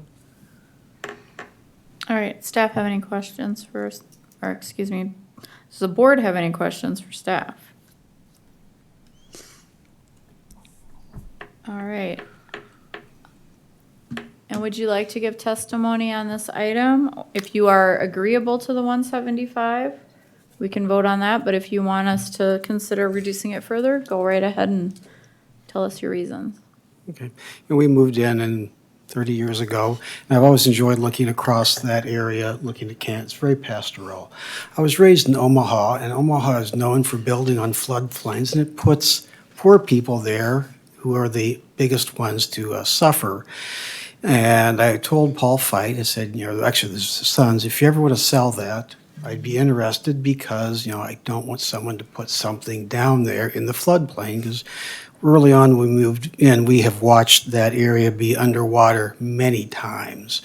And also, I don't want someone to put just junk down there. So when the land came for sale, the Feit boy said, if the land across Beaver Creek is about 22 acres, 25, we'll sell that, and whatever that brings, you pay the same amount per acre for this, and we'll sell it to you. And that's when we bought it a few years ago at about $6,500 an acre. Okay. And that's the history of it. And so right now it's just being farmed by the Reeds. It's assessed as residential. I think that is wrong because it's agricultural, and it should never be residential. And we have some. But that's not part of what they do. Yes, and so. I guess what we're looking at is a floodplain again, Mhm. and, I can show you if you want to put your magic with the scanner or whatever here. Oops. Yeah. So you can see the area there. This is the area, and it's where the blue lines are is floodplain. And so, as Dan mentioned, in the spring, most of the time, it's underwater, and so it's not even very good ag land because they plant and then it gets, this was in 2008. So kind of here, and then there's a little piece that sticks out here. And of course, the flood of all floods, this was in 2014. we kind of have lakeside property now. Over here, this is where that land is. And I love this one, but this is the worst case scenario, I hope, anyway. So this was in 2014. This is our house right here. Mm-hmm. And so you can almost see where that land is outlined there, but this little piece here kind of goes with our house. And that's just up the hill enough so that it doesn't get flooded. I don't think, I mean, I understand that the cost of land has gone up. Again, but that's, I think, better ag land or a place to build a home, and I don't think this is either a good place to build a home or that great of ag land because it often floods. And so I guess that's our basis for asking for a reduction in the assessment. If we need to get this reassessed as agricultural, and that's another day, another thing we have to do, then, you know, that's fine. We can tell us to do that, and we will do that. And, you know. Does it meet, does it meet, Sorry. does it meet the requirements to be ag land? It would, what's the income that you, $2,500 in the last 3 of 5 assessment years. okay. Yeah, Is it that being would, farmed now? Yes. it would meet that. Basically, it's 100, if you rent it out, $187 an acre. Or if you're receiving income on a gross income for, if you're having a custom, it doesn't mean profit, it just means income. So it would get you in a significantly different classification valuation.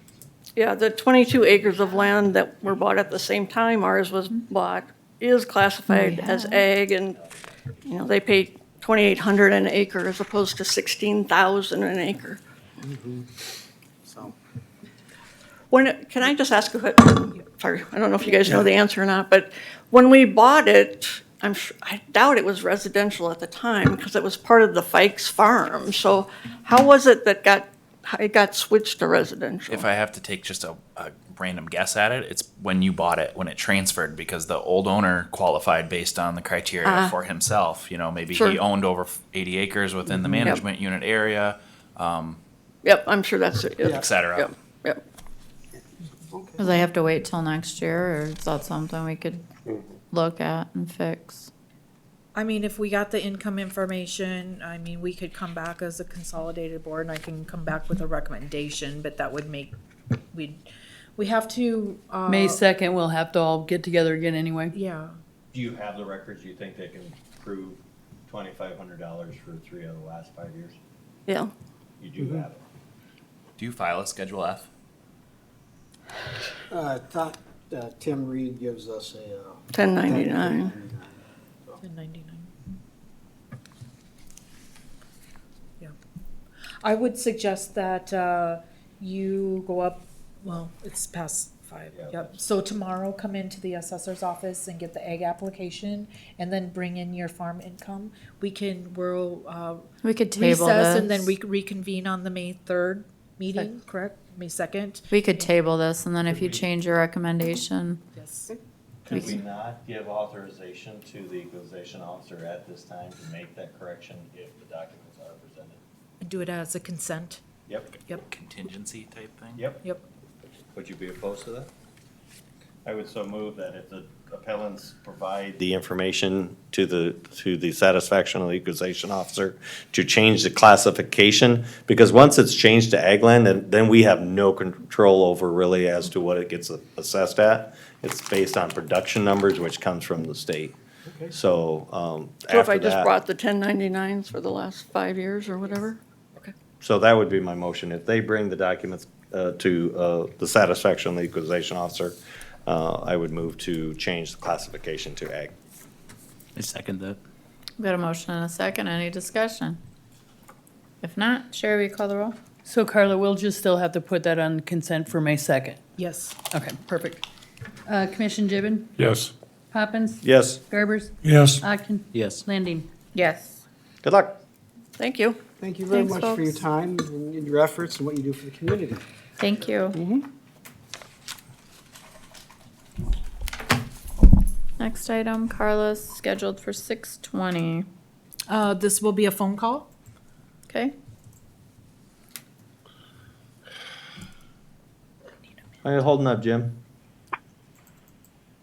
Okay, Okay, for now. all right. All right. Do we have David and or Tiffany Baldwin on the phone? This is David. Hi, David. We're gonna get started on your appeal. Carla's gonna give her presentation and then you'll be allowed to testify after that, okay? Okay. This will be on pages 260 to 283. Our next appeal is parcel number 200.26.10.010. It's located at 325 West Second Street in Canton. It's owned by David and Tiffany Baldwin. It's a single-family split foyer home built in 1980. Has approximately 968 square feet with lower-level finish. Our current assessment shows a valuation of $248,978. On page 263, you can see the subject with the three comparables.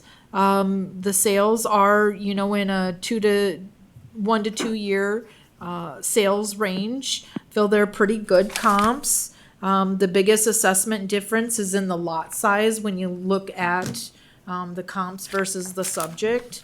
The subject property is being valued on the tiered system. It also shows you how our tiered system works. The first 11,000 square feet is valued at $4.50 a square foot, and the tier 2 is at $1.25, which gives us a value of $58,659 for the land. On page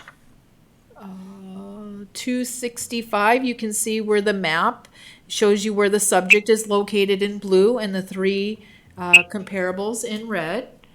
Currently, the assessment on the subject property is at $257 a square feet. Our cost is indicating a cost range between $194 and $233. The biggest difference with our valuation and our costing is the value of the lot is included in the price per square foot. The market is indicating a market approach valuation from $169 to $237 a square foot.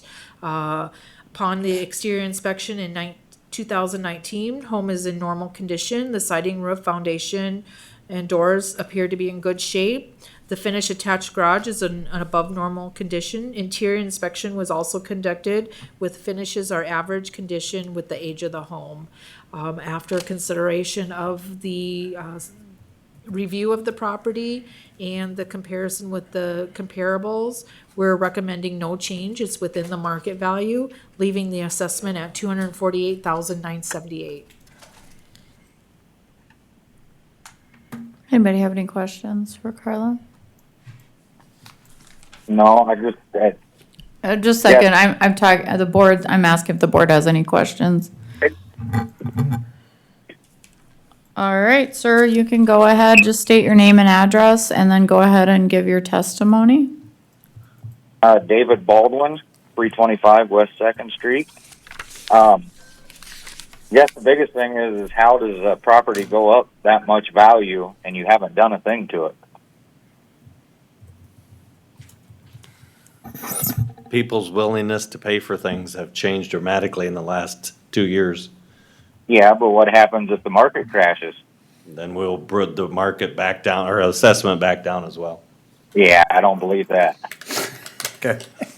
I don't know if there's anything I can do to tell you, convince you other than that until it actually happens. But I mean, we've got some comps here that we ran.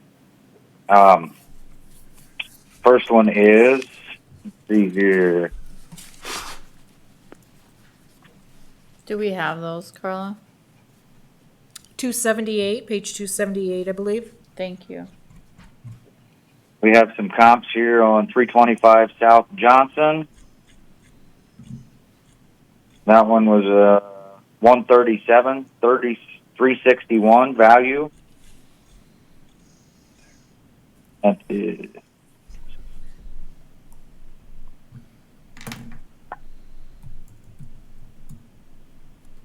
Got another one here on 815 Kimball.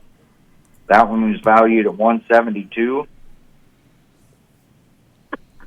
for 2023.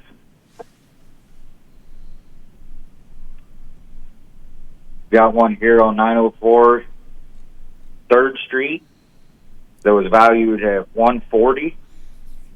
Those are all comparable to the size. I mean,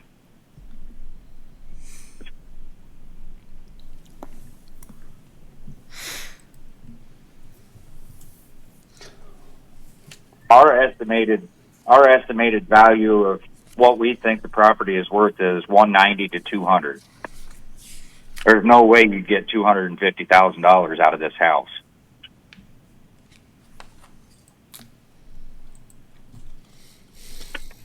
Is there anything else you'd like to provide, sir? No. Does our assessor want to comment on the comparables that were presented by Mr. Baldwin? The only thing I looked through them quickly as you did, and I noticed that they're older comparables, 1920s, 1950s homes. Same style. Same one. Yeah, not the same style. They're one story with maybe a story and a half in some portions. I mean, it's hard to find perfect comparables, but I felt our comparables were more comparable. Yeah, but I mean, even your comparables is one's at 217, one's at 207, and one's at 201. How do you get 250 over that? There's adjustments that are made based on either land size, quality of home, square footage, bathrooms, all of that comes into consideration to make adjustments from one comp to another property. Yeah, so the time we bought this house in 2019, the property value went up almost $100,000. That just seems ridiculous. We paid $153,000 in 2019. So you're telling me 4 years later that it's worth $250,000?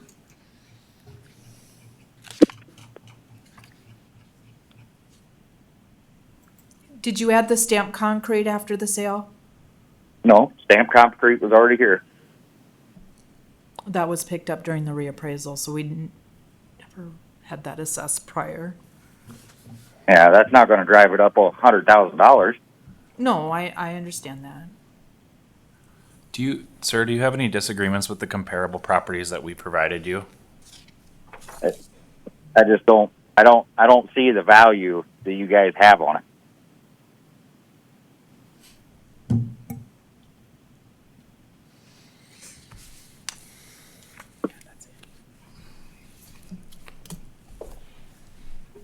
I guess the only real response, sir, is the market has been going up and up and up, and that's affecting the value of everyone's property, including our own. Even if you didn't make, any improvements, that's just what the market's done. Appeal? I'm sorry, what was that? How many people on the council filed an appeal?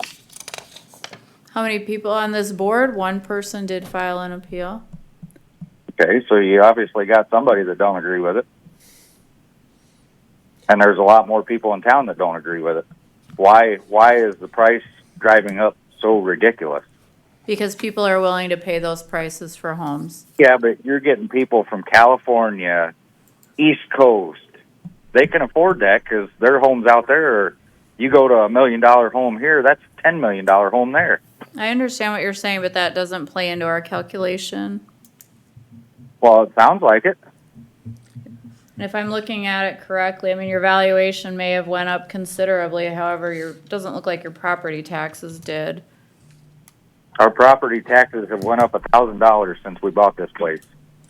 Okay, last year from this year, they went up $126. Does that sound correct? Yep. Okay. If we would have thought about it last year, if we would have done it last year, which we should have, then it would have been a different story. But we're younger people, so we don't know all that. But this is just ridiculous. We're a young family. Any other testimony you'd like to give today, sir?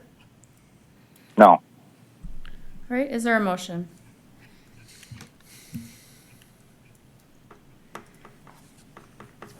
I have a question. Go ahead. Carla, the only thing that I'm finding that I'm having a little question on is the subject property assessed value per square foot versus the market.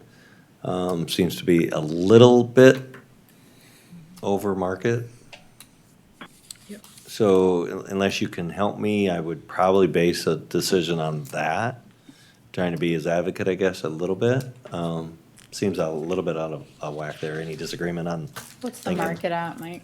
Well, the market range is 169 to 237. I know this is a larger parcel than a typical property, so I would think it'd still be on the higher side per square foot based on that. But this property is at 257, $20 a square foot, higher than the high side of the market. So, Some of the biggest valuation differences between the subject and the comparables is, you know, he's got about 1,200 square feet of stamped concrete. I mean, there's a lot of concrete, which adds value. Yep. Which goes into the overall square footage calculation. I mean, So that's, what happens if I tear that stamped concrete out then? your Are assessment you will guys go gonna down come back and adjust it? at November. As long as you notify us, yes. If I took $20 per square foot of the home, how many dollars is that?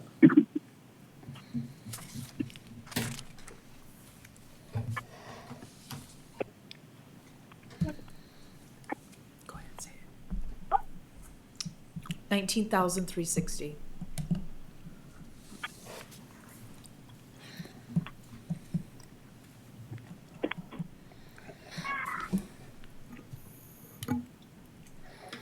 I can live with that, if you wanna Okay. make the motion. Yep, I would move to remove that from the home, leaving the land at the same. Sorry, Ethan or Carla, you'd have to give me the numbers. I've lost track of what the original number was now.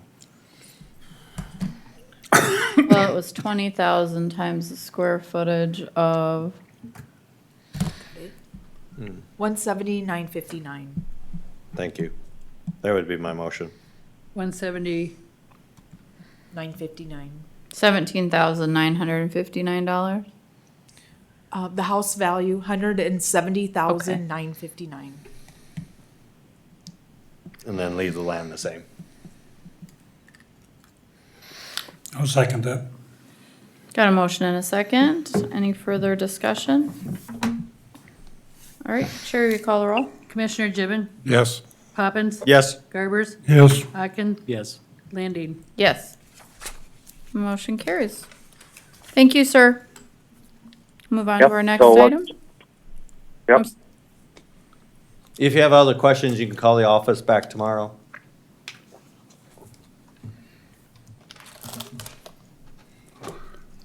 And the last one.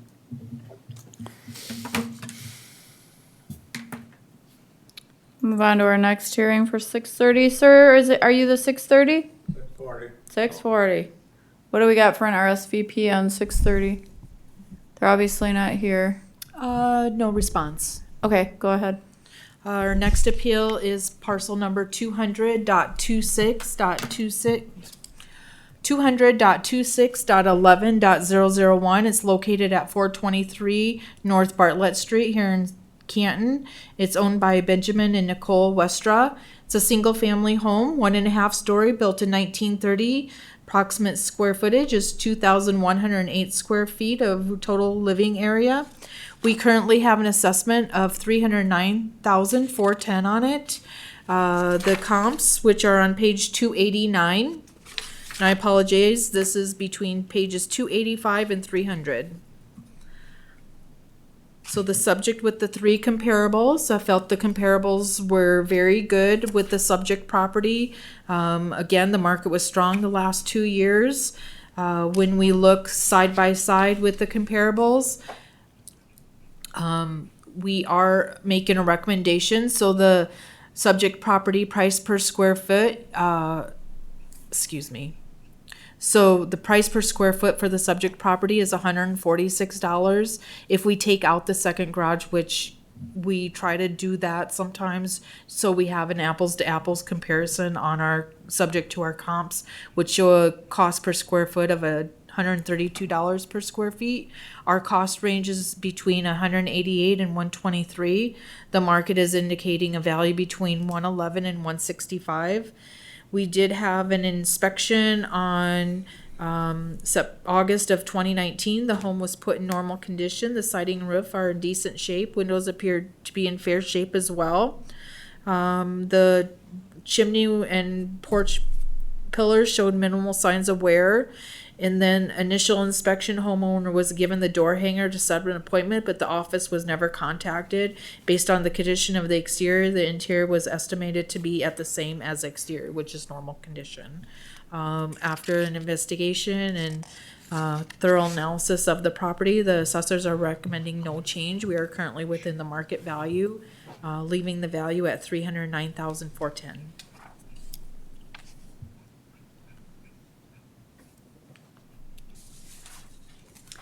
Does anybody have questions for staff? If not, I consider a motion.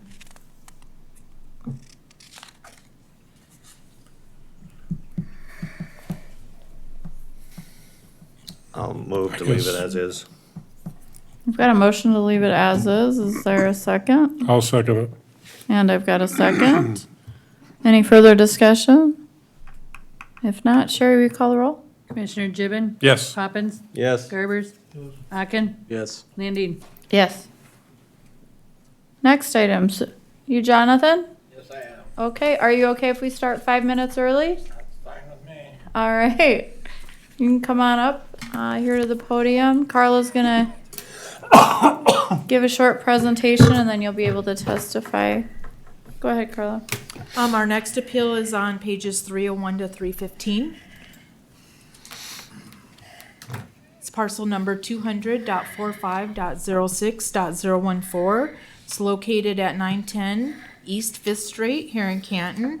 It's a one-story, single-family home built in 1963. It has 1,372 square feet of gross living area. We currently have an assessed value of $117,218.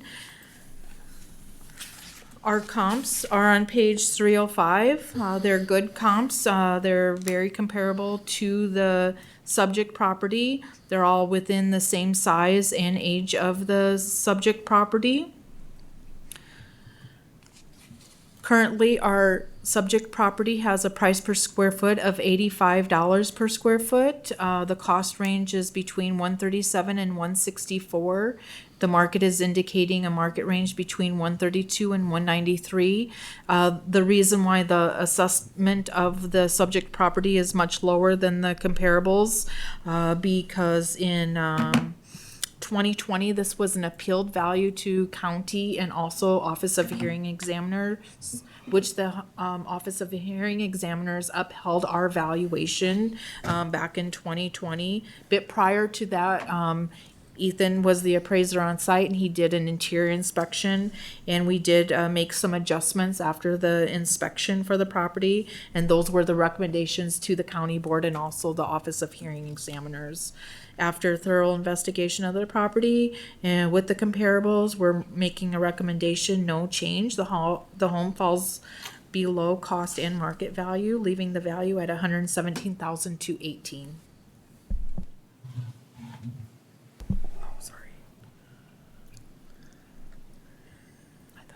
Go ahead, sir. Please state your name and address. Jonathan Thorburn, 910 East 5th Street here in Canton. What would you like us to know about your property, sir? Well, I've taken some inside photos because, yeah, you can look at the outside and see what it is. It used to be a little pitch tar and gravel roof on there. Way back, it had leaks. I could not find a darn person that would take care of a pitch or a tar and gravel roof. I finally got a hold of Corky Havilar. He came over and said, "No, you can put a pitched roof on that house, steel. You gain a carport out of the deal." Okay, went ahead and did that. Then I had siding put on the house because it needed it. And then I have photos of inside stuff. I know you don't have anything probably to throw it up on the board with, But I've kind of written on them what it is. Sir, there's a camera up on top on the ceiling. If you put your paper directly below that, Okay. you can show us your photos.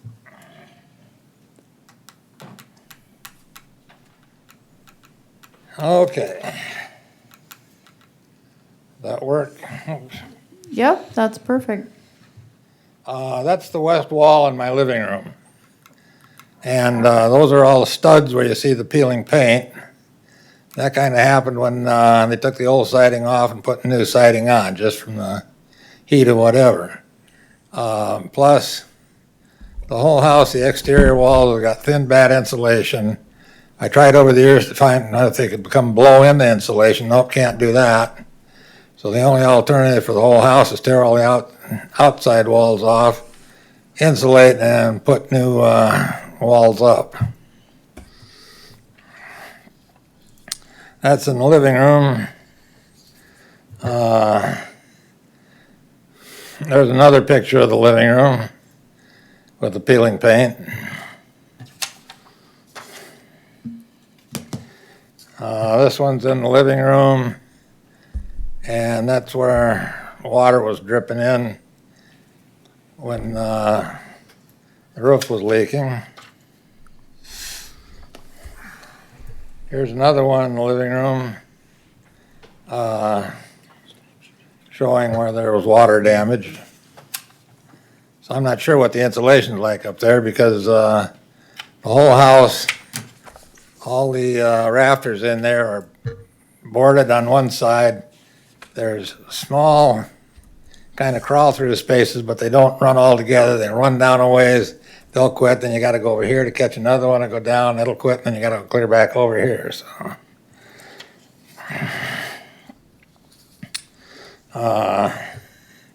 there's another shot in the living room over in the corner with peeled paint, whatnot.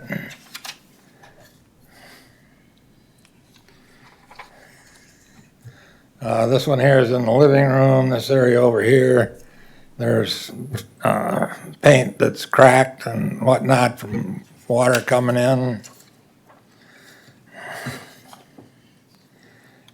Probably not the best pictures in the world, but this one here is in the kitchen. And it's bowed down and then of course cracked, and there was a lot of water dripping in there when all this process was going on. There's a different angle of it. It hangs down about that far probably. This one here is not the best in the world. This is in the bedroom. Ceiling light up here. All around the metal on it is all rusted from where the water was coming through at the time.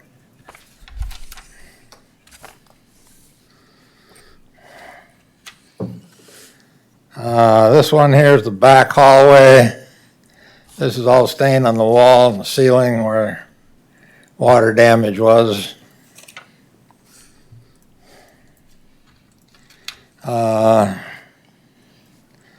You get in the basement. This is kind of looking across. This area over here is kind of got crawl space in over there.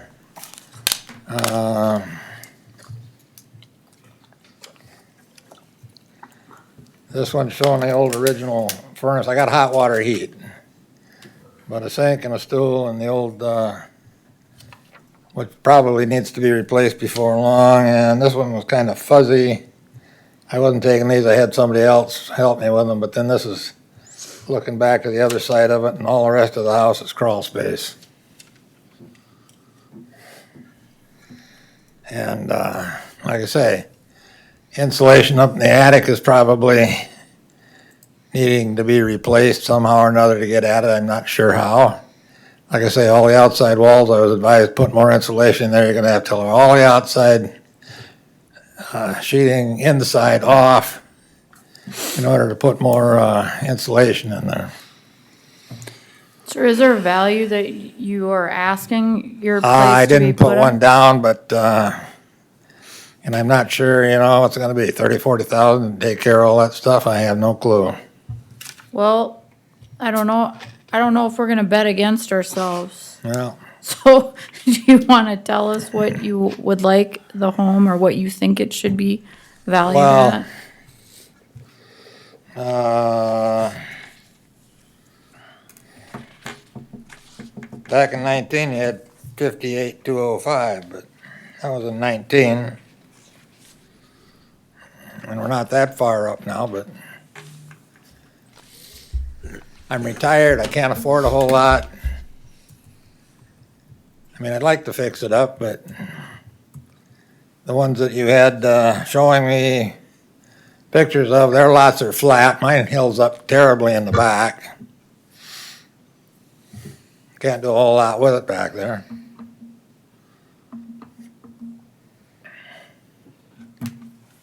Have you fixed any of these things that you showed us? These pictures were taken last week.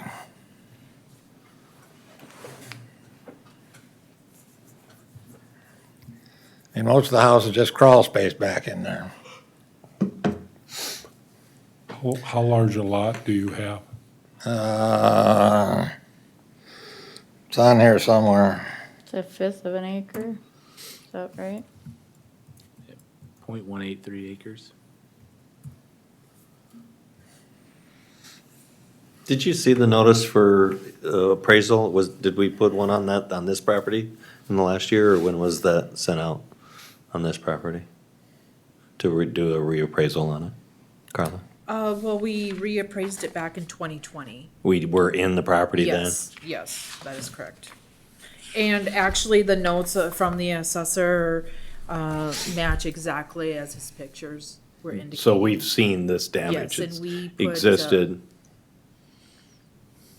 We have it in poor condition. We are actually giving a valuation on the lot of 25% obsolescence.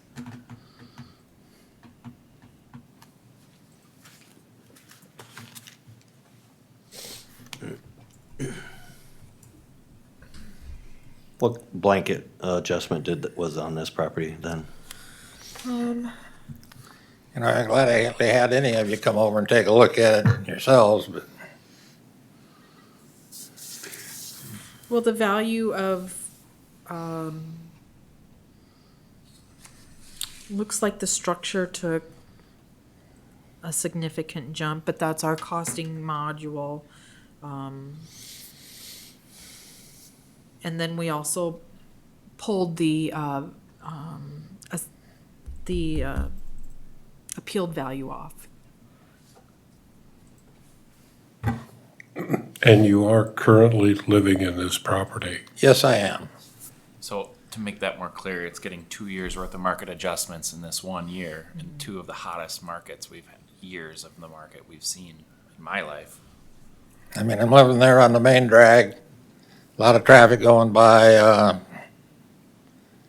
I can live with it, but, doesn't seem like there's a whole lot of housing moving on the main drag there.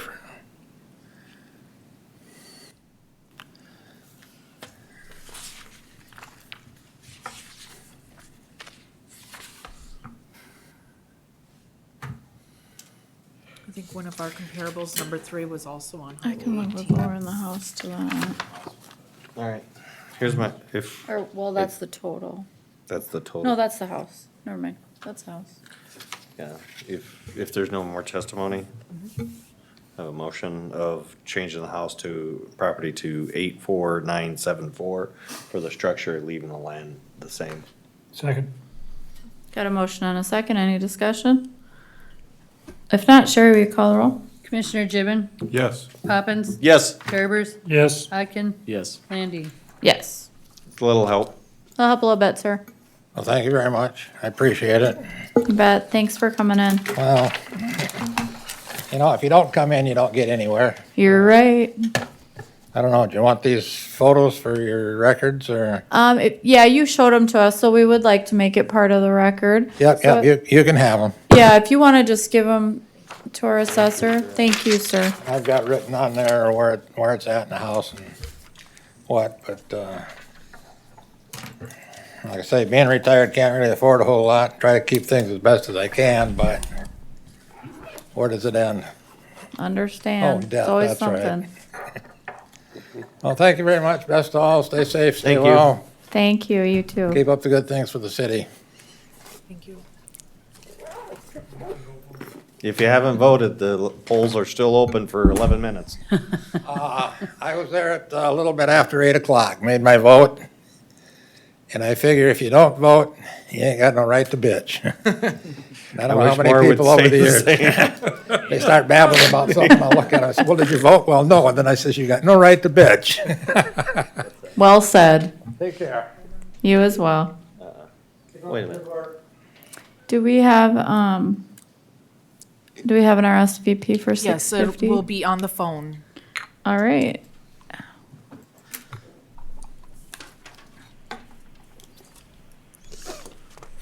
Carter's given us the thumbs up.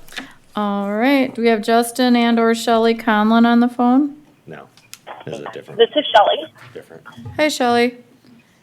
So our next appeal is parcel number 200.26.10.001. It's located at 319 North Bartlett in Canton. It's the home of Justin and Shelley Conlon. It's a single-family home, 2-story, built in 1900. Has approximately 1,630 square feet of total living area. We have a current assessment of $185,769 on the property. I apologize, it's pages 316 to 342 for reference. I'm sorry, could you repeat that? 316 to 342. Thank you. On page 319, it shows the subject property with the 3 comps. Felt the 3 comps were good comps for the subject property.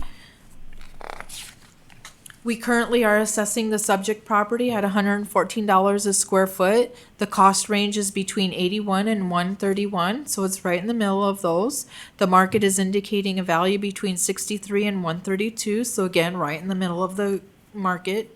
The property owners purchased this property back in 2021 for $175,000.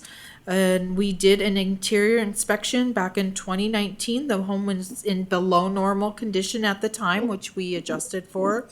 The original wood siding, brick foundation, ash roof windows were also in below normal condition. The detached garage was below normal as well. Poor shingles and siding. No interior inspection was completed. Again, the property sold back in 2021 for $175,000, at which time of the sale, we were assessing that property at $129,000. Because of the market increases, we're now at $185,769. Again, the market was strong. No change to the assessment for 2023, leaving the value at $185,769. As it's within the cost and the market approaches to value. Thank you. Appellant is on the phone? Yes. Good evening. You can go ahead and just state your name and address and then go ahead with your testimony. Yes. My name is Shelley Conlon. I live at 319 Bartlett Street. My family and I have been there for about a year and a half almost. Forgive me, I've never done this before, so hopefully what I'm saying makes sense. But much of what was just discussed is, we bought the house below market price when we purchased it a year and a half ago, and to see the appraisal jump so much significantly was really just a shock to us, even though we haven't yet done significant upgrades to the home. We compared this year's appraisal rate with some similar surrounding properties, and my understanding is, countywide, the average average appraisal went up about 15%. And it just seems like this is significant more in just a year's time.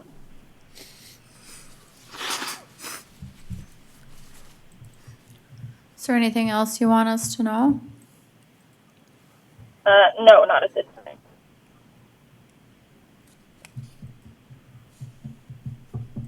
Carla, any comment? So Ms. Conlon, you're requesting a value of $139,868. Was that last? Okay. Okay. I was just wondering if that was correct.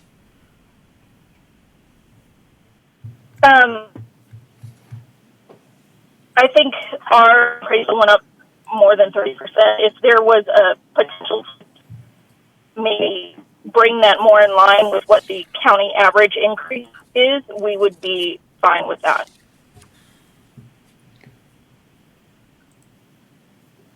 How did you arrive at the request of 35,608 for the, I believe it is the lot? That was last year's value, That was last year's value? Okay. 2022. Okay, thank you. They paid $175,000 for it. In 2021. To make it more clear, that's not even a part of our sales study for this year because our sales study started November 1st of 2021, the following month, and ran consecutive 365 days from there, in which time the market kept going up. So that's why we're a little over, or that would be my assumption. That does make sense to me.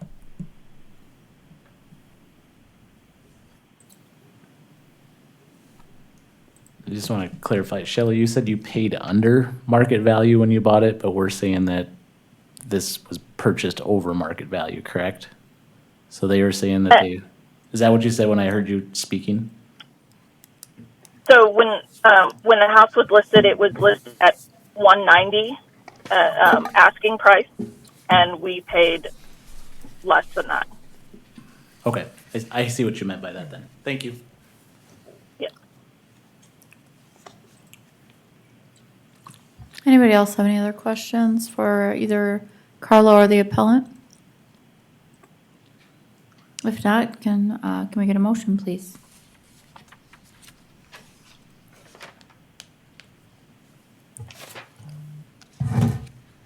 Madam Chair, I move that we stick with the equalization officer's recommended values.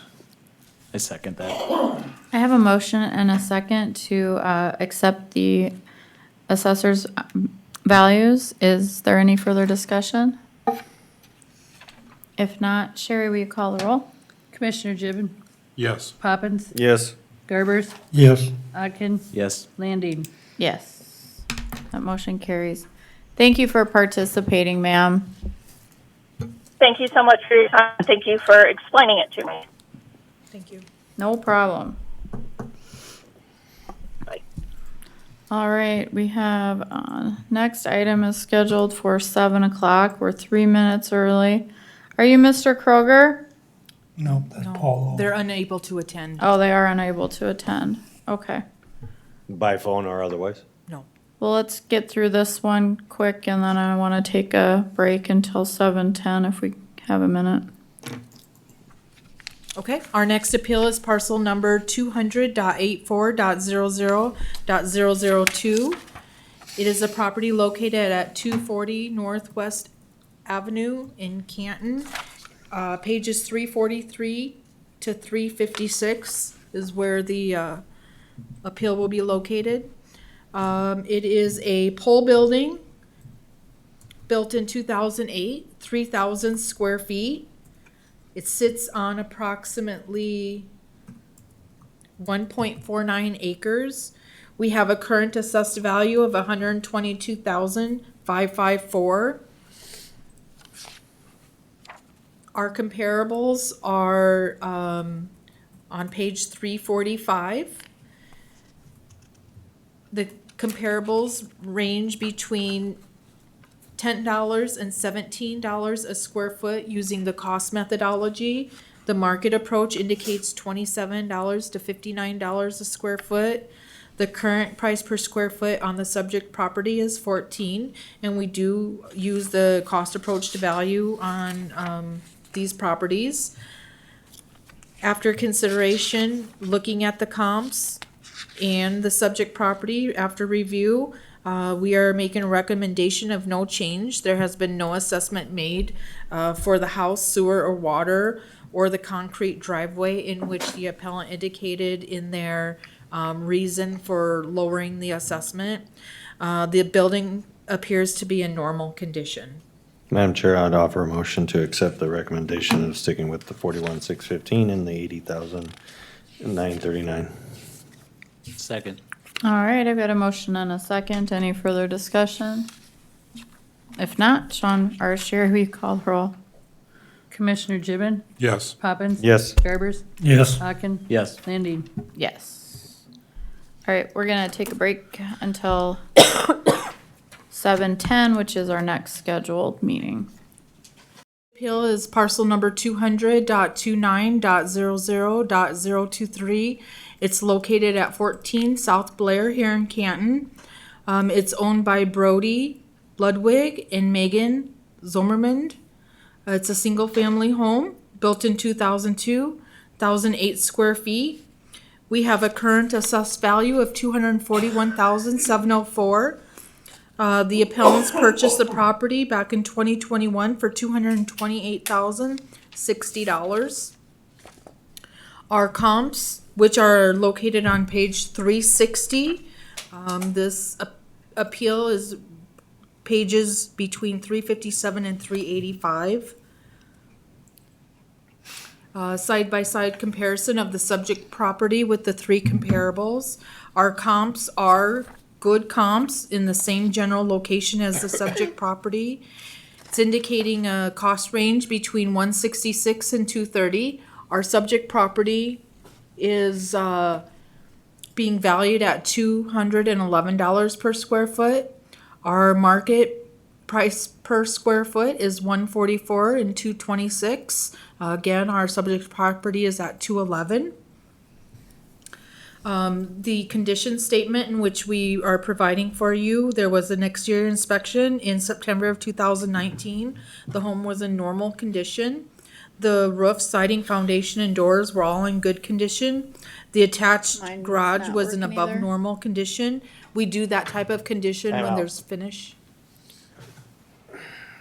Our computers aren't loading. Oh.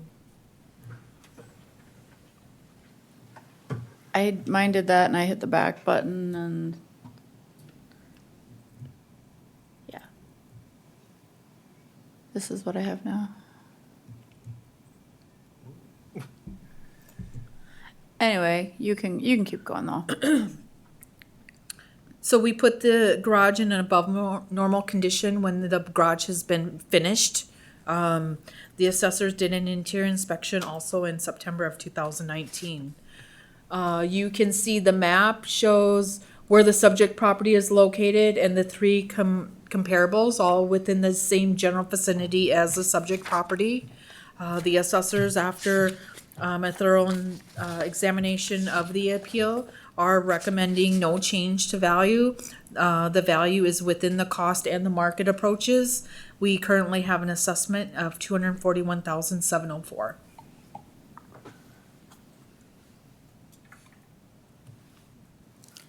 Did he provide any documentation?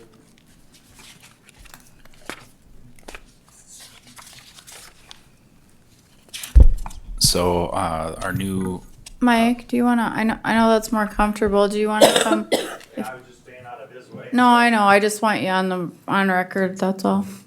Our new Beacon website is where a lot of appellants filed their appeal this year, and on there was a step where you must choose comparable sales. So they did choose these as their comparable sales.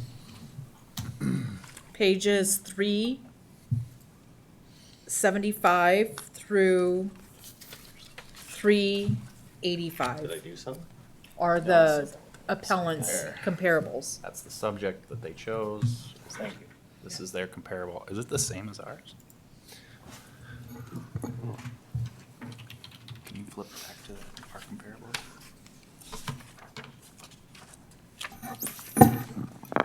Isn't that the same one? No, garage is on the other What's side. one off? One parcel off. It's next door. Yeah. It's this one. It's number 2. Oh, yep. Yeah, the comparables were very similar to our comparables. The first one they chose is our number 2. The second one they chose is our number 1. And then they chose a different third comparable. But the So- tool must work if they're choosing the same ones we are. Or the, I know, so did they give you any, why they came up with better, different numbers, or? so their reason for appealing would be on the PT-17, right here. I think they're probably unhappy because they purchased it in April of 2021 and were over that purchase price by around $20,000. It was a struggle for us as, the assessors to make the market adjustments between 2021, where the market jumped a lot from 2020 to 2021, but it kept going from 21 to 22. So that's why we're over some of these 2021 sales. It's rough. Have you seen anything that would change your mind on what you would recommend? I would move to leave it with our Board of Equalization's recommended values. All right, I have a motion. Do I have a second? I'll second that. Got a motion and a second. Any further discussion? Sherry, will you call the roll? Commissioner Gibbon? Yes. Poppins? Yes. Berbers? Yes. Yes. Landy? Yes. Next is Paul and Pamela Lowe. Are they joining us? There was no RSVP. They're here. Yes, Paul's here. Oh, okay. Very good. All right, are you okay if we start? Yeah. Okay.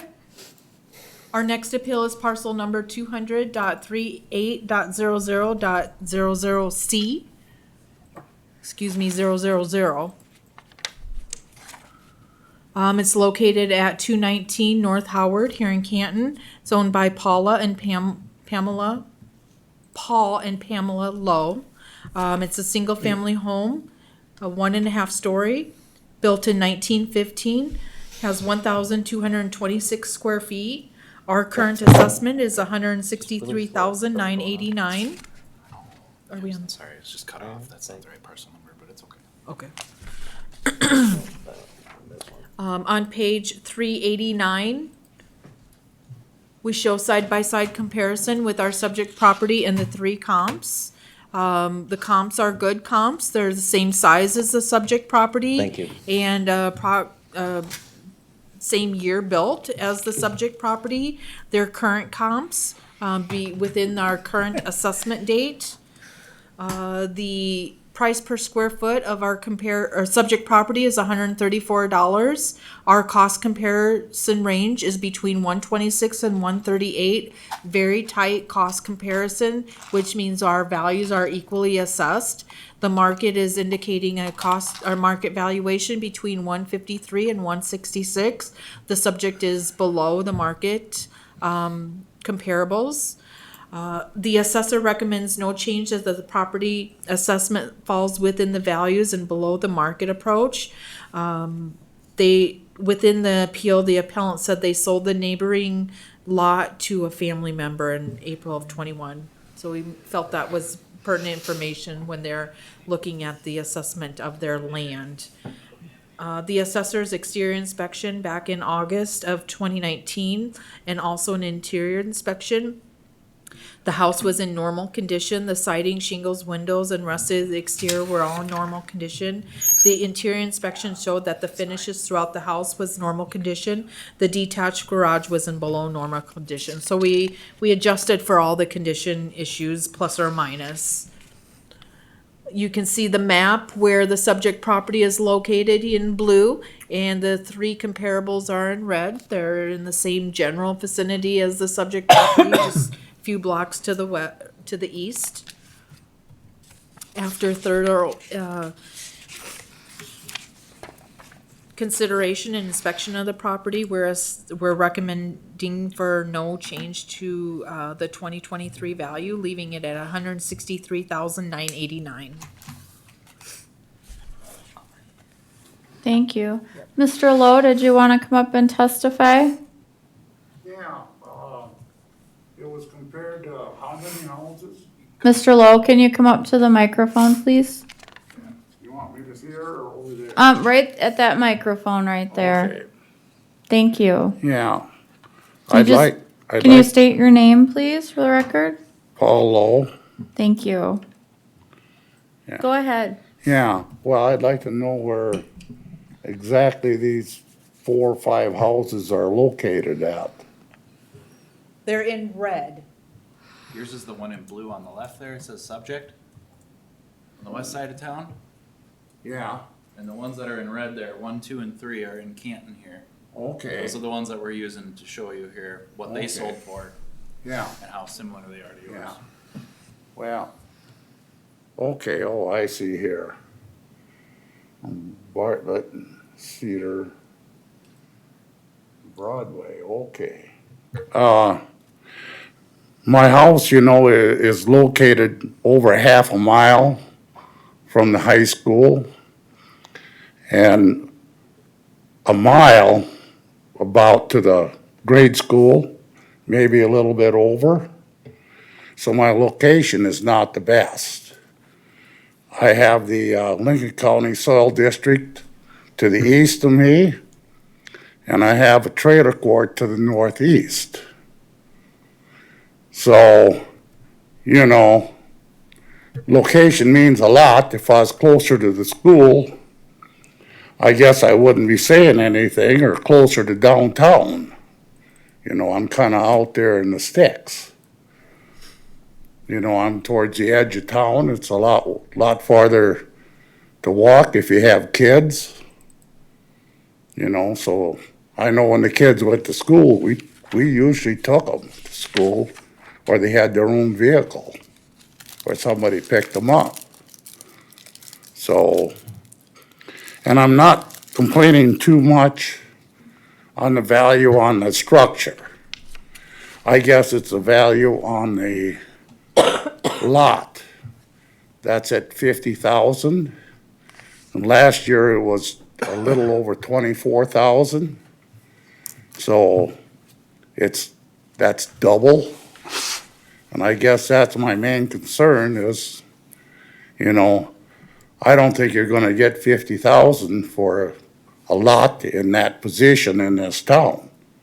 Whereas if you live closer to the grade schools or closer to downtown, you'd have a lot better shot at getting that price. And I guess that's about what my main concern is. What year did you sell a piece of your property, Paul? What? You made mention that you sold a piece of your property next door, correct? What? You sold a piece of your land? Yep. Or lot? Yep, next yeah. to- What year was that? Yeah, in 2019. And I sold that lot for 20,000. Okay. And that my stepdaughter bought it, and that came with quite a few perks. Yeah, because I was told I was friends with Chuck Molstead over the years, worked for him and that. And he was a realtor around town. He had lots. And I asked him, you know, about what it was worth. He said 18 to 20,000. He said, if you can get that, just sell it. So I went 20, and then I had a power pole moved, and I rented a skid loader and piled up a bunch of black dirt. And so they didn't buy an ounce of black dirt when they got done. They got about 6-8 inches of black dirt on their lawn, which is almost unheard of. And then I kind of halfway engineered, helped backfill the house, and Kenny Short dug the foundation, and I told him about the slope I wanted. You know, so are you disagreeing with the lot value, or are you? yeah, the house lot value is basically what I'm concerned about. Okay. Yeah, the structure, I'm not gonna say much about that. I know what I have it insured for, so.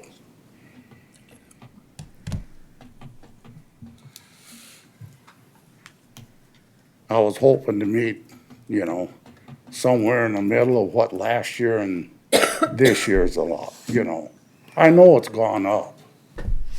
I live in the real world. And I realize that. I just think it's a little excessive.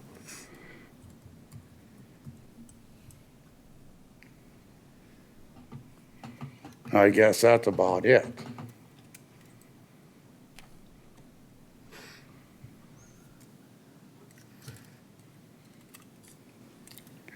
Anything more you want to know, or?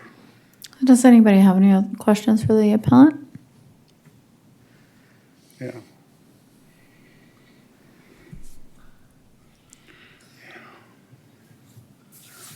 Make a motion to put the land value at 40,000, leave the house where it's at 113,711.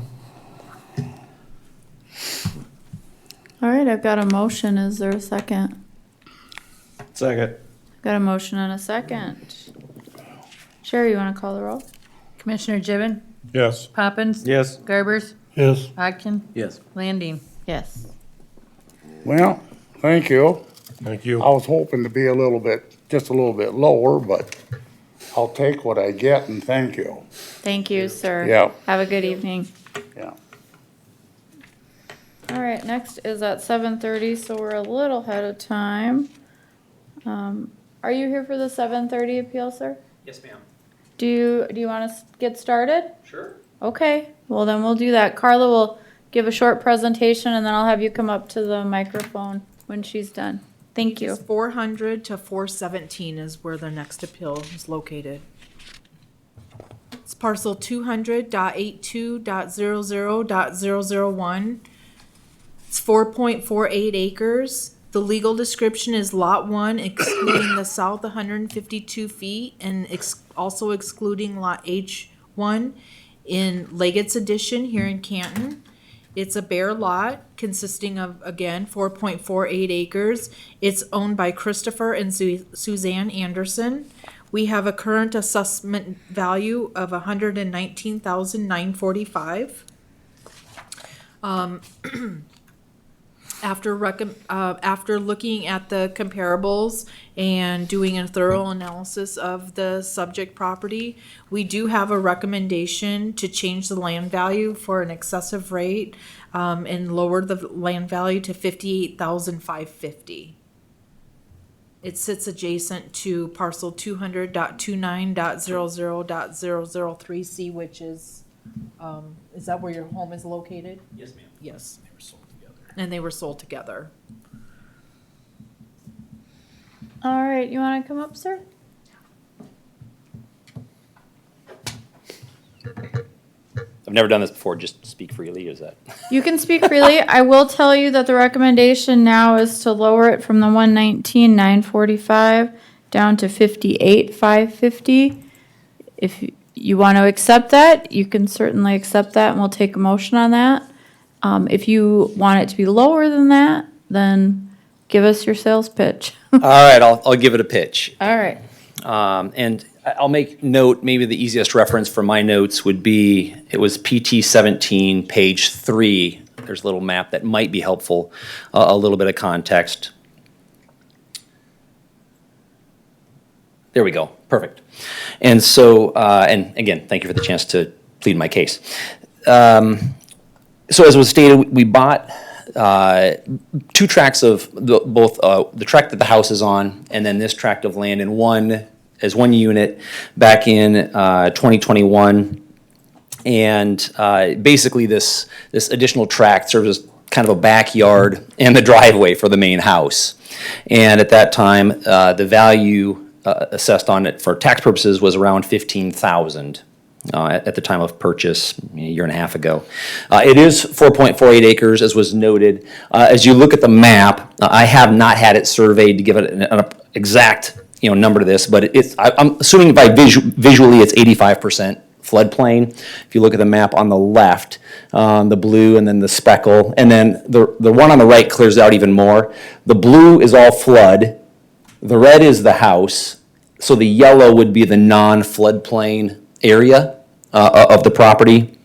According to the city of Canton, it is building eligible, but it would require massive amounts of fill, working with FEMA to get things reversed. Certainly if you mess with Beaver Creek, I'm assuming that's Army Corps of Engineers. And so we're grateful for it because it's, it's a nice backdrop to the house, and my little boys love playing back there. But I know as I was talking to Mr. Preheim, he said a lot of times these properties are based on use, and because it's floodplain, other than being visually appealing and a great place for the neighborhood kids to play, you can't farm on it, you can't build on it, and so because of that, I couldn't find a comparable in terms of buying a chunk of floodplain to get that. And so as I'm coming into it, based on all of these factors, I had nowhere to go in terms of valuing it. So my math came to, if we look at the amount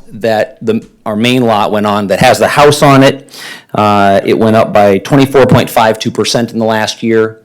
If I apply that same math to this lot as well, the net value would be $29,163. And so that was the best way I could come up with a comparable based on the land, on the increase on the primary lot. So, Anybody have any questions for the appellant? Where is your parcel from, John, where he lives?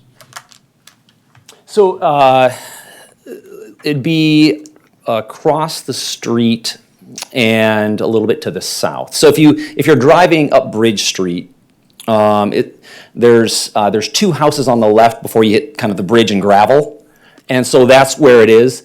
And so if we look at the picture, kind of on the left, it makes kind of a horseshoe. The land does. The yellow would be basically the driveway, for the red is the house, and then the neighbor just north of us. So we would be the last two houses, before you hit country.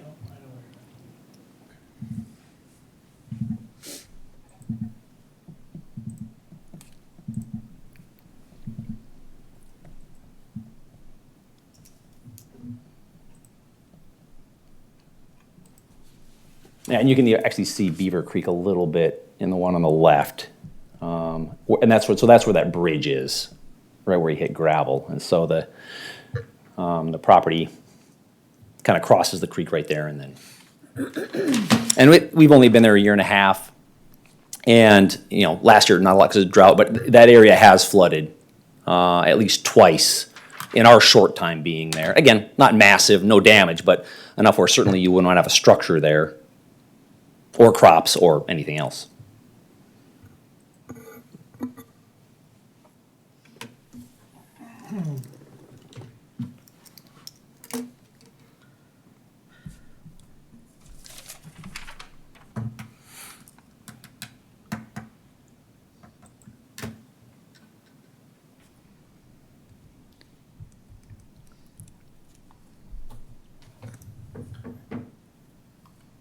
I don't know.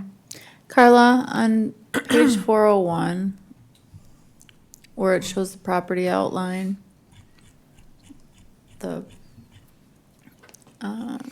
Yep. Is there the item in red? What is that? Or So this Page is a 40 comparable. Page 401.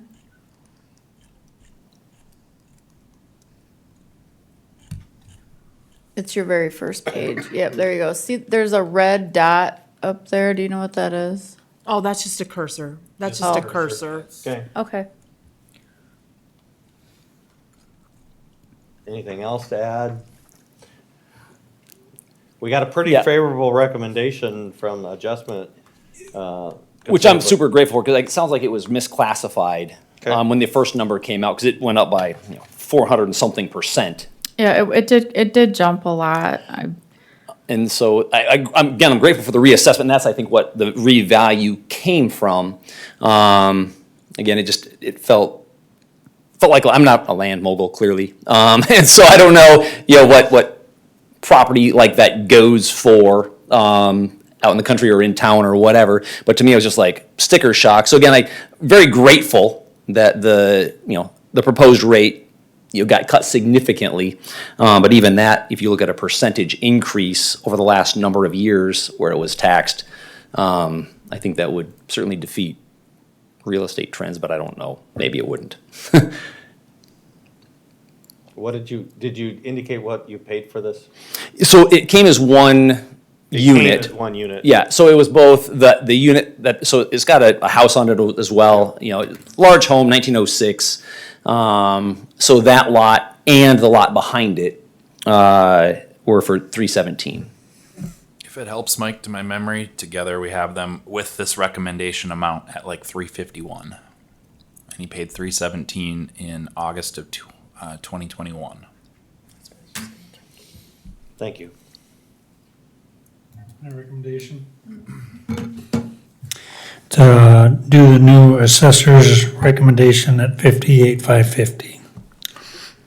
All right, I've got a motion. Do I have a second? A second. I've got a motion and a second. Any discussion? If not, Sherry, call the roll, please. Commissioner Gibbon, Yes. Poppins, Yes. Garbers, Yes. Atkin, Yes. Landine. Yes.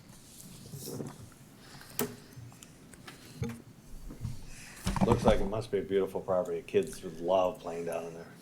Yeah, not just ours, the neighborhoods down there Yeah, it looks nonstop. great. I wish I So was about 50 years younger right now. it's super fun. Go fishing and whatever else you could do in that area. Yeah, when the water's down, dangerous when it's up, but when it's down, Yeah, They're all I'm catching sure lots I of got stuff. my backside whooped for going into it. Anyway, Thanks for coming in tonight, Thank you. Christopher. Next item we have scheduled for 7:40, Rorik Olson. Are they coming in, or do you have Let's any see. information? They are indicating they are going to appear. Okay, then we will wait until 7:40. Through 432. If we could, I could go through the entire thing. Otherwise, I could bring you right to the assessor recommendation page. There is a recommendation that we are gonna present to the commission. Okay. So to leave the land value at 30,574. And after the inspection on the home, it was gutted and unlivable, we would drop that value to $5,949. Okay, so the NAD is what? NAD is the land. And Leaving that at 30,574. Okay, And then the house, dropping it from 28,375 to 5,949. So that's a change from the document. right. Yes. Can I get a motion? Do we have somebody here for that? Oh, I just have I didn't see you sneak in. sorry, I just have a thing with my property tax for 740. All right, Perfect. Are you Mr. Olson? Yes, I am. Come on. come on up. Where do you want me to stand? Right. Here, Carla, would you restate what you're recommending and see if people agree with it? So currently, the assessment is at 58,949, Yep. which the land value is at 30,574, and the house value at 28,375. We're recommending this evening to lower the house value down to 5,949. And then leave the lot at 30,000. Okay. Well, I think you did my work for me then. I appreciate that. You would accept that, sir? If you're gonna load a house of $5,000, yeah, because it's kind of a Okay. disaster, but I mean. Sir, just for the record, can I get your name and address? Yeah, it's Rorik Olson. I'm at 507 South Pleasant Street. Okay, so you're agreeable to reducing the house to $5,949? I am very agreeable to that. Okay. I got a motion. Do I have a second? Second. Motion and a second. Sherry, we call the roll? Well, it's maybe not fully, but it's not the greatest. Yes. Commissioner Poppins. Yes. Garbers. Yes. Yes. Yes. Motion carries. That was easy. Thank you, I appreciate it. Thank you. Or is it just Yeah, vacant? it's just an open home, kind of work in progress, but. Thank you, sir. Good luck with it. Yeah, Am I the only one here with this property? Oh, yeah, you were the only one that came. We've been here since, we had them this morning and Yeah, then we've we're- been here again since 4:30. We got them every 10 minutes. Some Yeah. people show up and some don't. Okay, well, thanks. I Thank appreciate you. it. Thank you. Appreciate it. Okay, next one, Brad Solom. Yes, and he will be by phone. All right, let me see if we can get him a little early.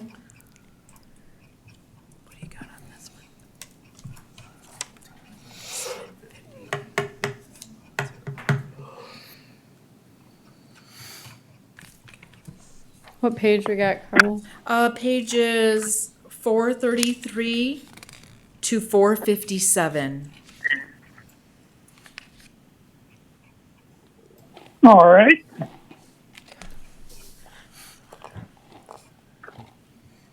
All right, Brad, you're on the phone? Yes.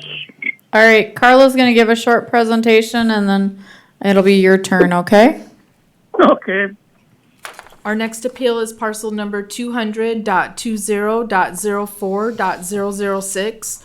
It's located at 310 West 11th Street, owned by Brad Solom. It is a single-family home built in 1994, 1,337 square feet. We have a current assessed value of $228,384 on the property. On page 436, you can see a side-by-side comparison of the subject property with the comps. The comps are in the same, well, I guess they're on the northern part of Canton. Here's the subject in blue. The comps are all located north of Highway 18. Comps were all sold back in 2021, so it was hard to find a comparable that happened in our 2022 assessment year. Our valuation range on the subject property, we have a valuation of $171 per square foot. The comparables are showing a cost range between $169 and $220. It's at the lower range of the cost. The market is also indicating a market range between $169 and $219 per square foot, again on the lower range. Upon the assessor's exterior inspection back in 2019, the house is in normal condition. Siding, foundation, roof, and windows and doors were all in good shape. The detached garage was in normal condition. In interior inspection in September, finishes were average condition for the age of the home. After investigation and consideration with the comparables that we're showing to you tonight, the assessors are recommending no change. The assessment is between the cost and the market. So the valuation is to remain unchanged at $228,384. All right, Mr. Solom? Yes. Just please state your name and address and then go ahead with your testimony. Brad Solom, 310 West 11th, Canton, South Dakota. What are you looking for testimony? Any information that would plead your case to us that we have the assessment wrong, another comparable sale that it would be more in line with what you're looking for? Well, I'll tell you right now, your assessment is wrong, but it's more in your favor than it is in mine. You had a young lady come down a few years ago and demand to see the house. You know, I let that slide. It says I have one full bathroom. I have two. Don't send her back down. She was evil. Not very friendly. The house is 24 years old. On a new house, you would have new carpet and flooring. Your electrical would be up to date, all working. Mine isn't new. Some of it's not working.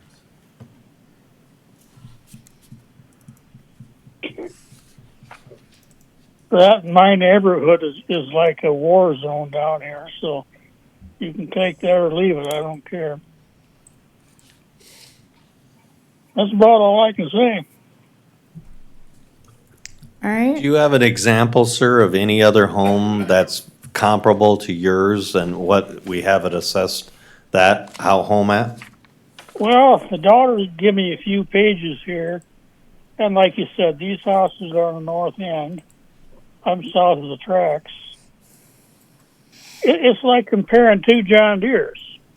Well, maybe one's been pulling a plow its whole life, and the other one's been just putting around. There is a price difference there. Because it's hard to determine by someone that's, how do you say, not skilled in what they're looking at.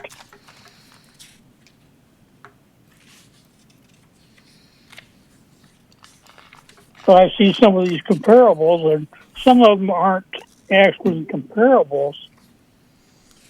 Some of them should be pushed in. Now, these people have spent a potload of money to buy those houses. But anyway,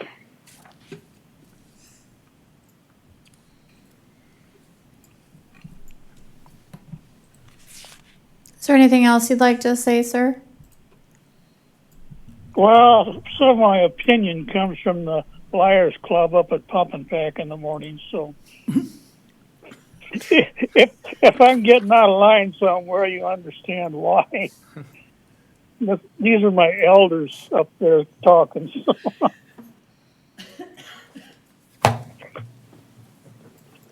I don't know what you're thinking. And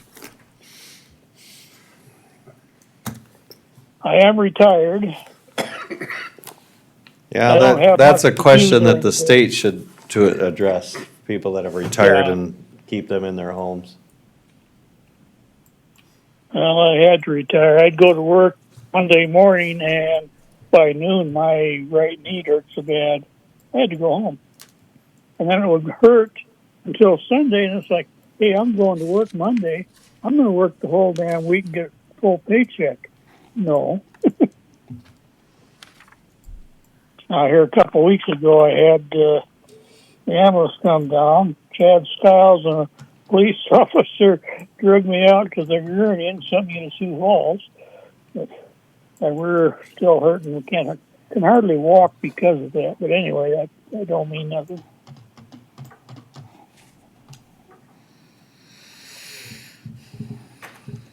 They were being pretty ginger about it, and I told Chad, I just grab me and throw me on that sucker.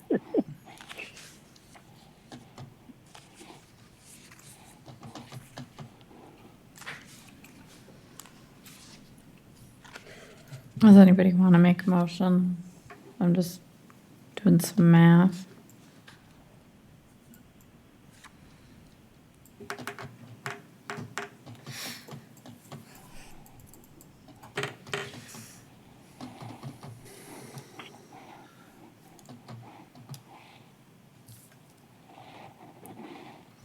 Madam Chairman, I would move to lower the home by $10,000 to $179,323, leaving the land at $39,061. Is there a second? Second. Got a motion and a second to lower the structure by $10,000. Hey, that puts a smile on my face. Well, good. It's time for you guys to go home and have supper, and I wish. Thank you for that. or you can go down to the wheel and have a beer if you drink. All right, I've got a motion and a second. Sherry, will you call the roll? Commissioner Gibbon? Yes. Poppins? Yes. Garbers? Yes. Atkin? Yes. Landine? Yes. Have a good night, Brad. Oh, you bet. Thank you. All right, Laura Carlson, Living Trust. That is scheduled for 8 o'clock, so we're 8 minutes ahead. What do you have, Carla? This will be the next 1, 2, 3, 4, 5, 6 will be phone calls.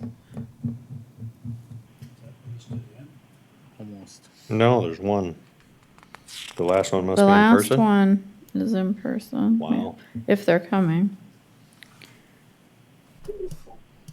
No election results yet? Do you want to try? We got, okay, so we have, who's on the phone? Hello? Hello, this is Laura. Hi, Laura. We can hear you loud and clear. Carla's going to give a presentation, and then you will be able to testify when she's done. Okay, and who's Carla? Carla is the assessor. Okay. Thank you. Yes, our next appeal is parcel number 200.29.00.003D. It's located at 315 North Bridge in Canton. The deed holder is Laura Carlson Living Trust. It is a single-story modular home built in 1992. what is it? 92. 1992, has 1,772 square feet. There is a recommendation on the board. Laura, did you see the recommendation by the assessor? I was told of one from Sarah over the phone for a revalue. Is that what you're Right. referring to? Right. So we do have a recommendation to lower the value to 136,564. Are you in agreement with that? Yeah.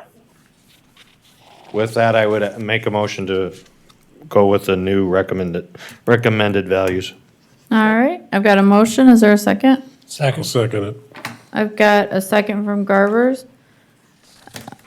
Sherry, will you call the roll? Commissioner Gibbon, Yes. Poppins, Garbers, Yeah. Akin, Yes. Landine. Yes. Well, that Thank was you. that was easy, Laura. Oh, God bless you all. That was really super easy. I was kind of sweating it today. Well, that came from the Director of Equalization, so. Oh, okay. Have a good night. Thank you so much. You bet. All right, bye-bye. Next one scheduled for 8:05. We'll see if we can get them on the phone early. Page 463. How did I get so far with that? What page are we though? 463.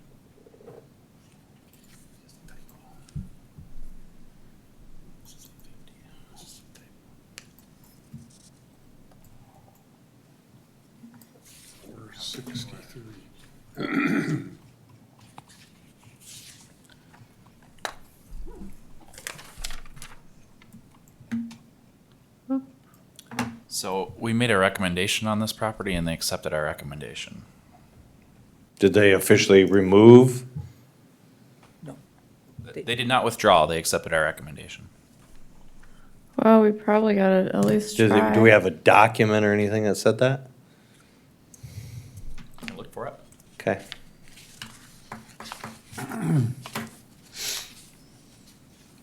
It's great news, we just gotta verify it and put it in the record.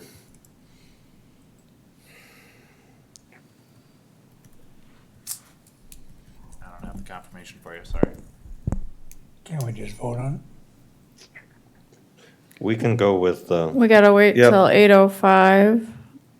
No, they said all the next ones are on phone. Go ahead. Okay, Carter got us. Benjamin and or Stacy, are you on the phone? This is Ben. Hi, Ben. long story short, We are here and we've got a recommended adjustment on your appeal of $2,997. Yeah. Were you willing to accept that or did you want Yeah. to? Yeah. Oh no, we're good with that. Okay.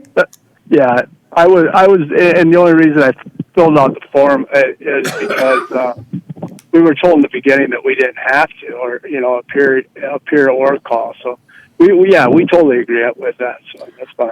All right, well then, I'd consider a motion. I make a motion. Is there a second? Second. I've got a motion and a second. Sherry, will you call the roll? Commissioner Gibbon, Yes. Poppins. Yes. Garbers. Yeah. Akin. Yes. Landine. Yes. thank you, have a good evening. All right, thank you. Thank you. Appreciate it. You bet. Next item, Creekside Associates, scheduled for 8:10.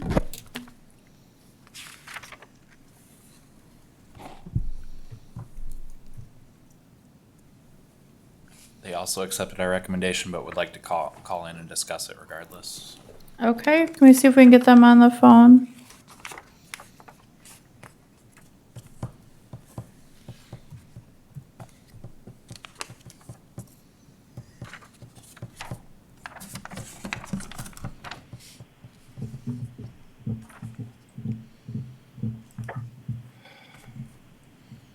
You good to go, Carter?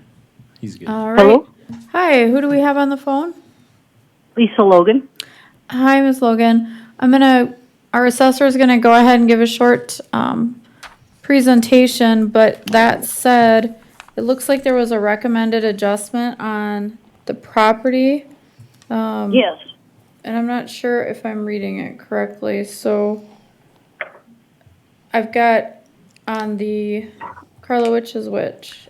So we are recommending lowering the building value from 1,555,476 to 1,417,201, and leaving the land value at 69,222. And it's my understanding that you were in agreement with that, is that correct? You know, I can agree with that. I mean, I guess if that's what the conclusion is, I wouldn't appeal it, but I guess I would like to offer some thoughts on that. Well, the way we'll work it, and I just wanted to ask that initial question. You can still move forward with your appeal. So Carla will give a short presentation and then you will be able to give your own testimony, okay? Okay, sounds good. All right, go ahead, Carla. So our next appeal is parcel number 200.62.00.001. This appeal will be found on pages 468 through 560. It is a medical dental clinic built in 2005. It has 7,920 square feet. There is lower level finish of 3,230 square feet. It sits on approximately 1.765 acres. It's located at 110 West Fifth Street here in Canton. We had sent out the assessment notice at 1,624,698 and do have a recommendation to lower the value based on some comparable properties that we used, lowering the value down to 1,486,423. Some of our conclusion was based on looking at comparable properties that have sold. They were also medical and dental clinics. Currently, our assessment on the subject property, currently it was at 196 per square foot. We are recommending to lower it to 179. Our cost is indicating a cost valuation between $104 and $219 a square foot. The market is indicating a market range between $150 and $326 a square foot. You can see right here is where it's located in Canton. Our comparable properties are all, because there are no other dental clinics here in Canton, we did reach out to see the valuation of other dental clinics in and around the Sioux Falls area. So you can see those were the comps that were chosen and where they're located. So the subject was last visited in July of 2019 with the reappraisal of Canton. An interior and exterior inspection was made at that time. It was deemed to be in normal conditions for its age for all exterior aspects of the building. The interior and finishes and condition are in line with the building age and in normal condition. Lost you. All right. Can you hear us now? Yes, yep. All right, do you want to go ahead and testify? Yes, so. Please state state your name and address before you start. Lisa Logan and Chad Lewison, 48177 288th Street, Canton, South Dakota. Thank you, go ahead. Well, so I guess I would just like to offer a couple things. 2 years ago, after your reappraisal, the building was appraised at $1,059,000 and change, and now this year it's $500,000 more at $1,555,000 and change. And also to note that, as you said, all of our comparables, which we understand that there's another dental clinic in Canton, but all of the comparables are Sioux Falls. One is actually in Minnehaha County, one in Lincoln County, and then one is an medical building. So I've noted, just looking at other comparables that have been done in other, not necessarily commercial, but like if someone's going to appeal their house in Canton, the comps are in Canton. I noticed there was a trailer park for general terms. The comps for that were other small towns like Colton, Lenox. So our issue is that the Canton, where the sign as you enter the town has said 3,111 people for as long as we can remember, whereas Sioux Falls is now it's up to 208,000. So from a market sales point, certainly if the Canton Dental Clinic building was located in Sioux Falls, yes, I think we could get a greater price for it than we can being located in Canton, where it has not experienced the growth that Sioux Falls is. So here we are being compared to other commercial properties in Sioux Falls versus commercial properties in like-sized towns like Beersford or Lenox. Also, I mean, just generally, I went to look at another type of business like Casey's. If you compare the Casey's in Canton, Lenox, Beersford, they're all comparably valued. Even Harrisburg gets higher, but then you get to T and Sioux Falls, and their valuations jump way up. So I guess I would just like consideration for our location in Canton. Thank you. Assessor, do you have any comments about that? Yes, so we are currently not using the market approach to value for this particular property. It's very hard to find market comparisons. We do show market comparisons for this exercise, for this appeal. We're using the cost approach to value, which is the value that we use for all properties in Lincoln County, making market adjustments. So, the price per square foot on the subject property is pretty comparable to other like properties. The biggest valuation difference between Canton and Sioux Falls would be the land valuation. This land valuation in Sioux Falls at 1.75 acres would probably be 5 times that amount. So that is the valuation difference between Sioux Falls and Canton. Okay, yeah, but I did note the difference in the land valuation, and I think that's definitely a consideration, and would just like to offer the argument against the cost approach, which I presented in the appraisal that we got when we bought it, whereas the appraiser didn't consider the cost approach for those reasons. But anyway, I guess we'll just leave it at that.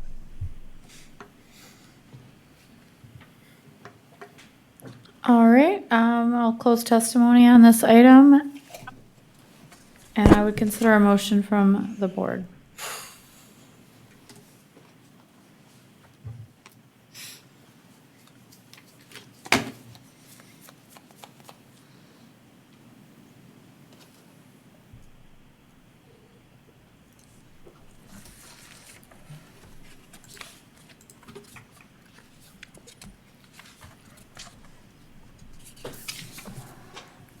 I recommend to go to the assessor's recommendation of one is highlighted in yellow, 1,417,201, the land value at 69,222. Got a motion, do I have a second? A second. Motion and a second, any discussion? If not, Sherry, will you call the roll? Commissioner Gibbon, Yes. Poppins. Yes. Garbers. Yeah. Akin. Yes. Landine. Yes. All right, so it was lower, just not quite to the extent you would have wanted it. But thank you for Can appearing. I ask, yep, can I ask who made the motion and who made the second, just for my records? Commissioner, or Paul Garbers made the motion and I guess I don't even know your first name. Akin made the second. Josh. Okay, I'm sorry, I didn't Josh. say that again. Paul Who made the Garbers. motion? Paul Okay. Garbers made the motion. Okay. And Josh Atkin made the second. Okay, Thank you. thank you. All right, next item, it's item 24 on our agenda, scheduled for 8:20. That's a phone call as well. That's a phone call as well.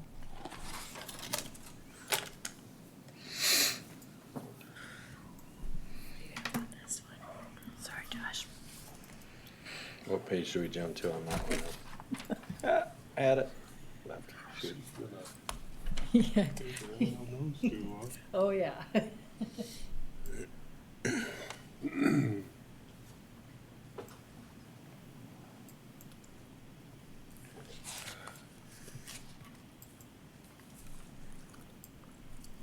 Still nothing.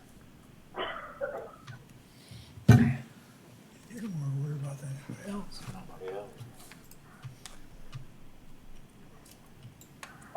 That's probably done by the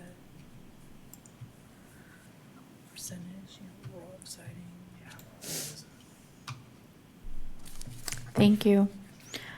All right, we have somebody on the phone? Yes, this is Chris Noyd. All right. Chris, our assessor is going to give a presentation, and then you will be allowed to give testimony on your appeal, okay? Okay. Thank you. Our next appeal is parcel number 200.13.40.001. It's located at 503 South Main here in Canton. It's owned by Benjamin Noyd with a trust. It is a single-family home, two-story, built in 1880. It has approximately 2,572 square feet of gross living area. Our total assessment is $116,106. We are on pages. 562. Thank you. What was it? 562. 562.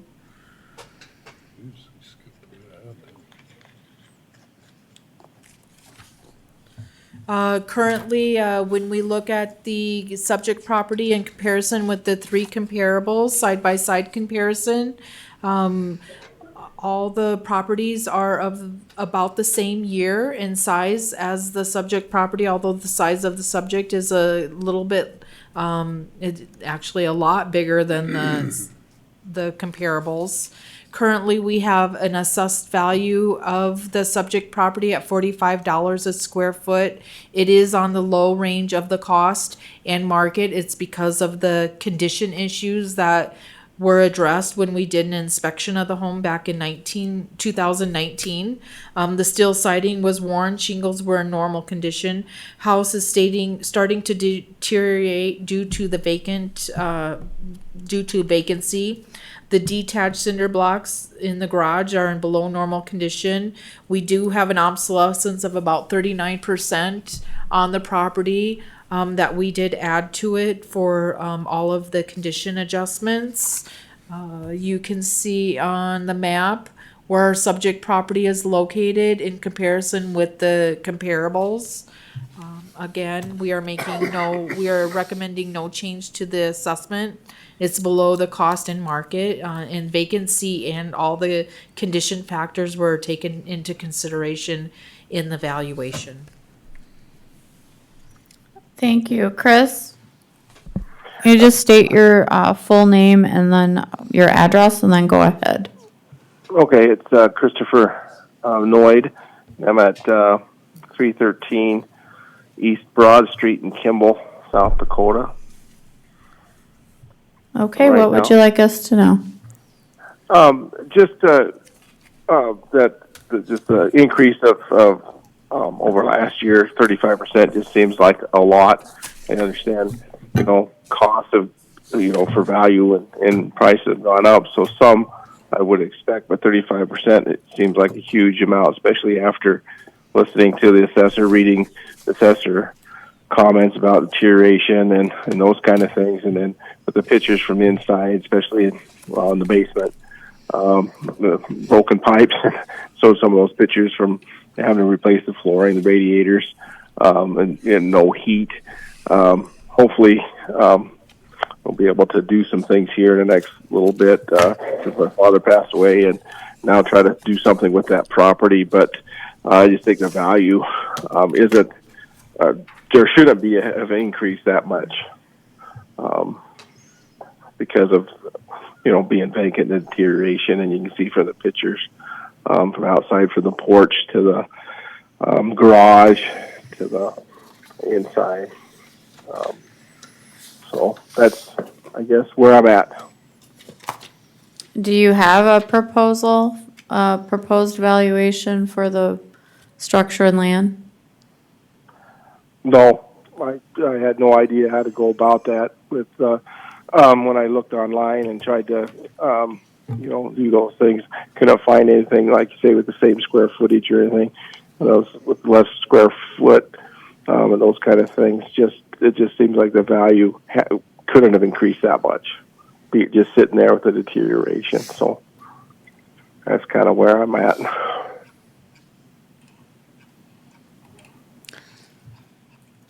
Any commissioners have any question, any board members? Carla, any comments? So the appellant did supply us with some pictures. May I ask when these were taken? Actually just, last weekend. Okay, so current pictures. Yep, Okay, thank you. Uh-huh.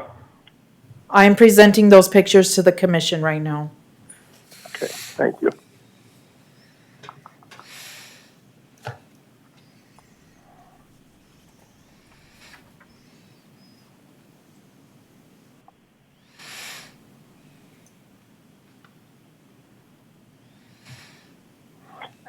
Just what I was thinking, in the evaluation, I was thinking, just at the most it would be maybe 10 to 15% with the inflation rate. That's what, just in my own mind, but I don't have any basis for that.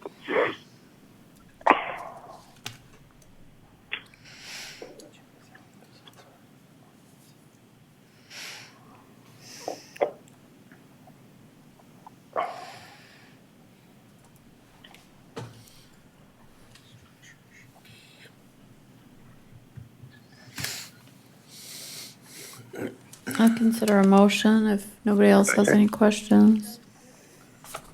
How long have you owned this house? It's been in the family since it was built, and then just with my great grandfather, then my grandfather, and my father took over as the only child, and then he passed away in 2020, and so now it's in the trust, which I'm the executor, trying to. And then we lived there. Actually, I lived there for 10 years, and looking at maybe getting back there at a couple if we can. We were actually this weekend looking at what's going to take to get it fixed up or tear it down. If it's worth the fix up. So that's so it's been in the family forever.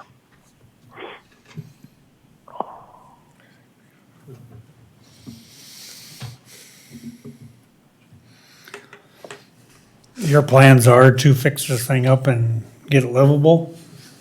Well, that's what we're looking at. We had a realtor and a contractor down there. That's last weekend where I took those pictures and take a look at it. He's going to bring an electrician down. Still has some of the old electrical upstairs, and so that's the idea. I mean, I'd like to live back there again here in a year or two to get it fixed up, and then that's the plan. Unless they say, geez, it's going to cost me, too much money. Did your realtor give you any indication of value? Hasn't yet. Okay. It was, like I say, Friday we met them and Sure. waiting for that. I need to get a cost basis for when my father passed away for the other heirs, and then maybe what she would think it was worth today also.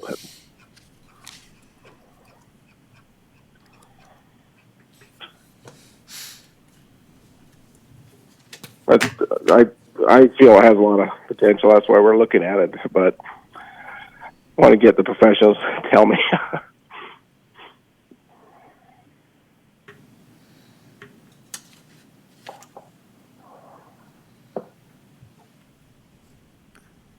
Somebody have a motion?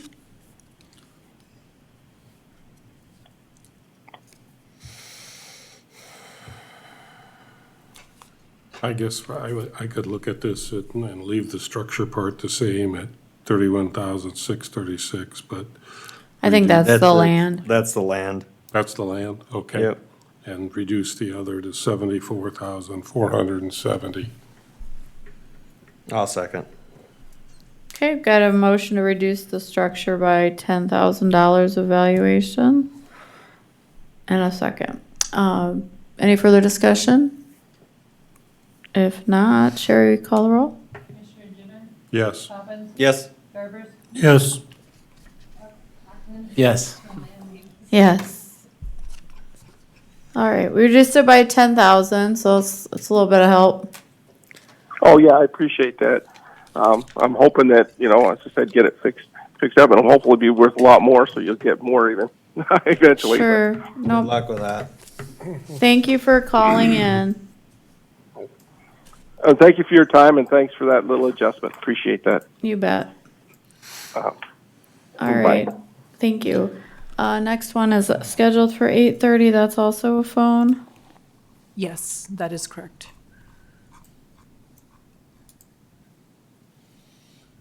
Starting on page 577.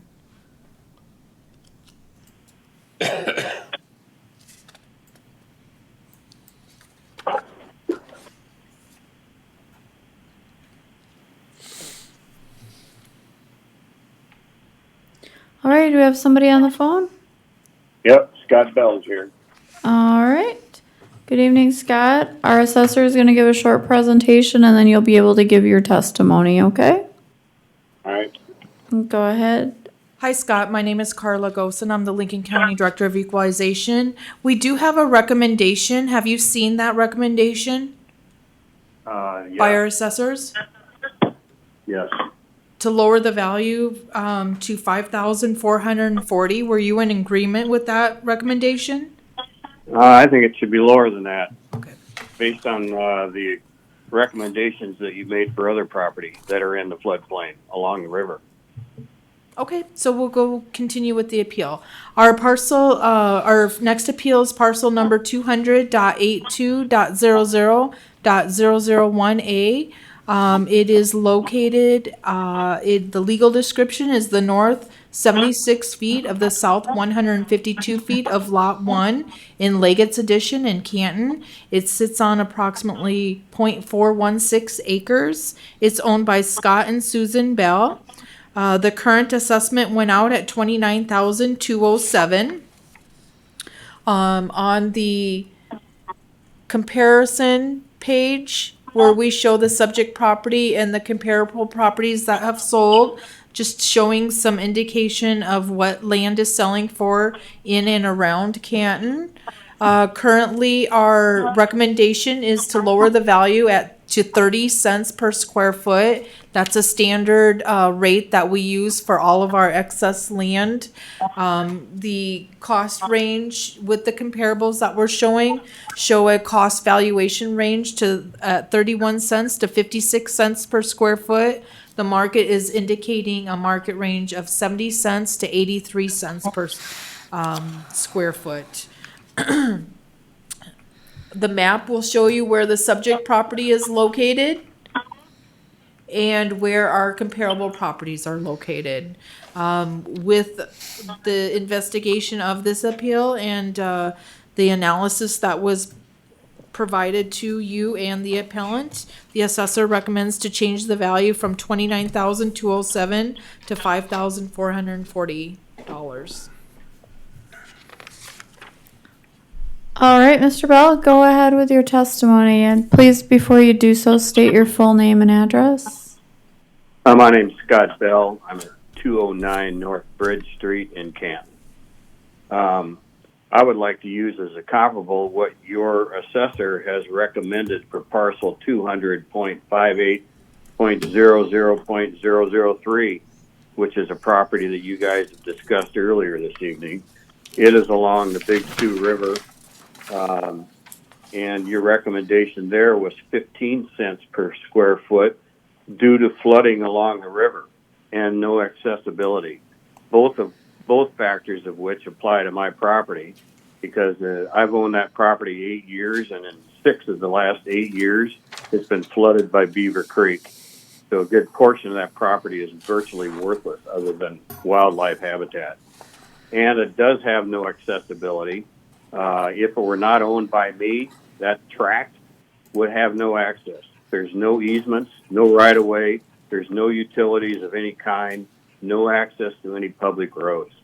So I think the same rationale that you used on that particular parcel of 15 cents a foot ought to apply to this one as well. What do you have this one at per foot? 30 cents. Okay, so 30. if that logic would apply, then it would be more than the 54.40 that they're recommending. Is that right? Excuse me? We are No, currently, 15. the recommendation is 30 cents per square foot. What the appellant is wanting is 15 cents. Your change is at 30 cents, not the Correct. original. Yep. Thank you. So how much would it be? I just believe that the property is similarly to the one that you guys talked about earlier this evening, along the Big Sioux River. Floods a lot, so does mine. No access, neither does mine. And that property of mine, even though it's contiguous to my house, I believe should be looked at as a separate tract, because it is a separate tract and can be sold separately from the property that my house sits on. So it's conceivable at some point that maybe that tract is owned by someone other than me, and that person would have no right of access to it because there's no right of way or easement anywhere giving them access to that tract. Any comment? The recommendation that we made on Eric Homan's property of 15 cents a square foot, just for reference, that was the property that was located down by the river on the south side of Canton, was due to that person not having access to the property in any legal sort of way. He didn't own any adjoining property. I thought he was talking about the Peterson property. I am talking about the Peterson property, yes. Maybe I got the wrong legal description from him. The parcel number. Oh, yeah. Yep, no. 200.58. We've got it. 00003. My comment still stands that Mr. John and Leah Peterson have no legal access to their property. They're currently more or less trespassing across railroad property and other people's property to access that property. And my comment is that each tract that you guys look at needs to be looked at on its own. And the fact that I own the property next door does not change the fact that this particular tract has no access to any public right-of-way. And it should be viewed that way, because at some point in time, maybe next week, maybe next year, it may not be owned by me, and that owner then has no legal right to cross any property to get to it. So he was.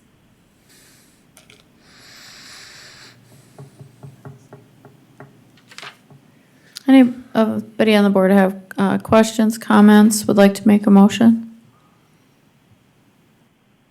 Madam Chair, I'm going to go with the new recommended value. Correct me if I'm wrong, Carla, $5,440? Correct. With that value for that property. I've got a motion. Is there a second? Second. Got a motion and a second. Any discussion? If not, Sherry, will you call the roll? Commissioner Gibbon, No. Poppins, Yes. Gerbers, Yes. Atkin, Yes. Landine. Yes. Motion carries. Thank you for phoning in, Mr. Bell. Mm-hmm. You're welcome.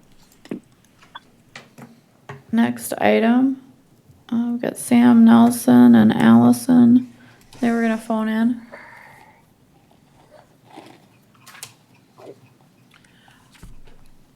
I mean, he was gonna try to be available. He was out of town.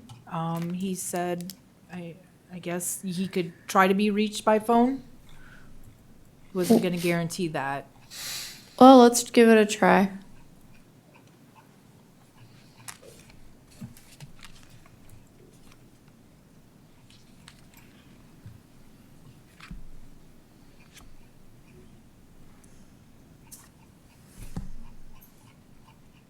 Did you say no because your wife's here?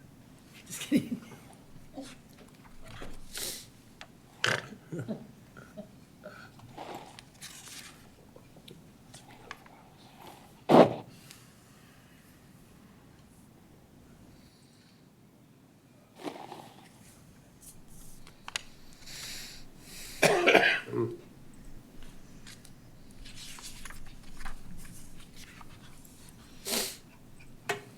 Are we trying to get a hold of him? Sam? He was here last year, wasn't he? I'm gonna try this. This is skip it. Try it, right? Oh, that was Karen's house, wasn't it? Okay. Was he gonna call back or he needs till 8:40? Okay. Okay, then we got a break until 8:40. Our last one is here. Oh, Would you mind if we took it? yeah. Are you ready? Okay. Come Perfect. on up. Yeah. You'll get out of here 10 minutes early. Go ahead, Carla. Our next appeal is parcel number 200.21.00.004. The appeal is located on page 635. 635. It's located at 619 South Pleasant Street in Canton. It is owned by Lori Wiebe. It's a single-family home built in 1925. It has 1,234 square feet. The current assessed value went out at $190,089. On page, with the three comparables, on page 638, you can see side-by-side comparisons of the subject property with some comparables. All were in the early 1900s were the comparables. All are of similar size as the appellant's property. The current market sales were in the last assessment, within the last assessment year. Currently, we are assessing the property at $154 a square foot. The cost is indicating a cost valuation between $138 and $157, which is a tight cost comparison, and the subject property fits in line with that. The market is indicating a market valuation of $161 to $222 a square foot. The inspection of the property took place and it was in normal condition. The siding, foundation, roof, and doors were all good. There was a new basement put in 2000. The garage was in a normal condition. The interior inspection was also done. Shows finishes were in average condition. You can see where the subject property is located and where the comparable properties we pulled from. It shows just this north of the subject property. Felt they were still comparable to the subject property. The assessment of the property that is in question was an appealed value back in 2021. We held that value for 2 years. That's why the appellant is seeing a larger increase than the average increase of 15%. After all of the analysis and consideration of the sales that have happened in and around the Canton area, the assessors is recommending no change. The assessment is between the cost and below the market. leaving the value at $190,089. All right. Lori, do you want to go ahead and just state your full name and address and then? Lori Wiebe, 619 South Pleasant Street, Canton, South Dakota. And just kind of tell us what you want us to know about your property and why you don't think it's valued correctly. I came here 2 years ago, like she said, and I pretty much said the same thing that I would say today. I didn't do any comparables, but I bought my house in that area because it was a lower tax area at the time, and I knew that I could afford the taxes, and that's one of the reasons that I didn't buy up in that area where the taxes were higher. And I paid $130 for the house, I believe it was, and I feel like if I were to sell it, it would need a lot of improvements. I don't know if you read my letter or not. I know the deck needs replacing, more so than 2 years ago. I haven't done anything to it for the last, well, for a long time, but since the last time I was here, I haven't done anything to it. The deck needs replacing, the garage needs paint, and the house needs shingles, and the garage needs shingles. I need new floor coverings, and this is in order to get the price that you guys are assessing it at. I need new gutters, new shingles, I think I said that already, on the garage and the house, interior paint, flooring, new faucets, the patio needs replacing, and the landscape is deteriorating. It still looks pretty decent, but there is a lot of things that need to be done in order to sell it for that value. And also, like I said, I didn't do any pricing, but I don't know what the recent sales are. I know a couple of years ago, things were selling way higher than what they were appraised at even. And so I don't know where that stands. Most recent. And that's pretty much all I have to say. I do have a question. So my land value is $39,000. And I think it started out like at 10 or 15 when I bought it. I can't remember for sure, but is that like separate from where I'm dwelling that you're appraising that, or is it all inclusive?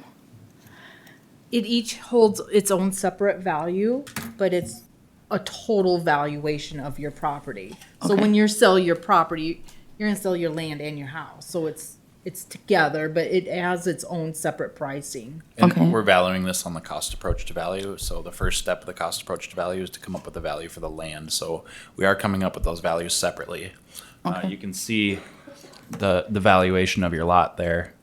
In 2019, see that. it was 6,557, and now it's up to about 40 grand.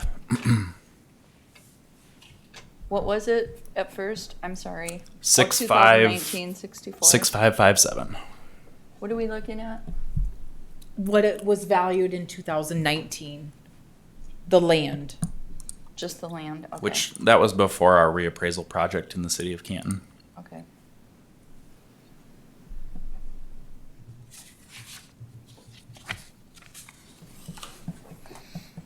Okay, so the 6,557 is land and the 57 is the home?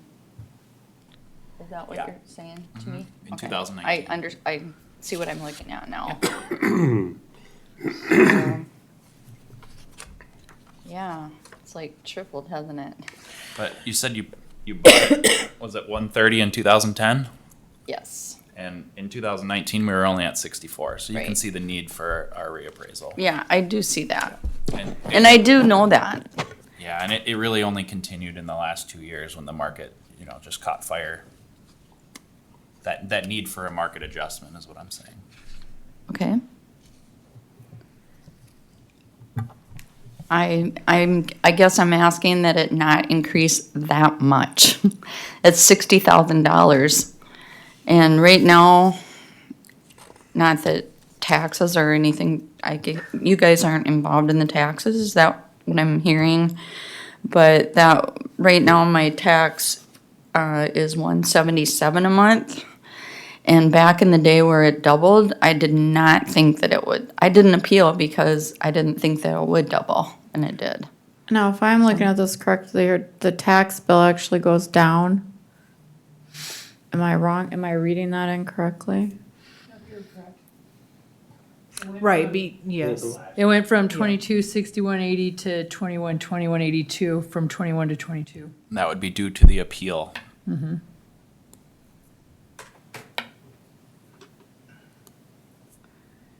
And why is that?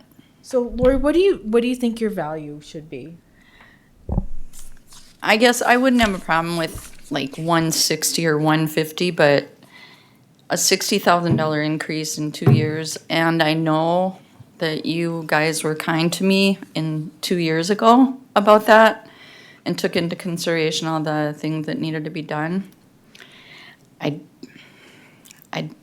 know this doesn't matter either, but I don't plan on selling it. I plan on staying there as long as I possibly can.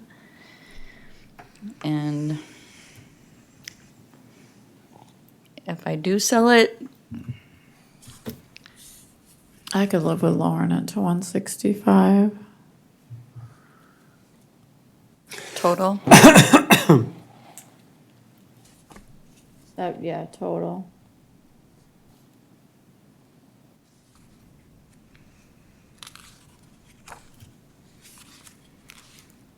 But I'm not making motions tonight.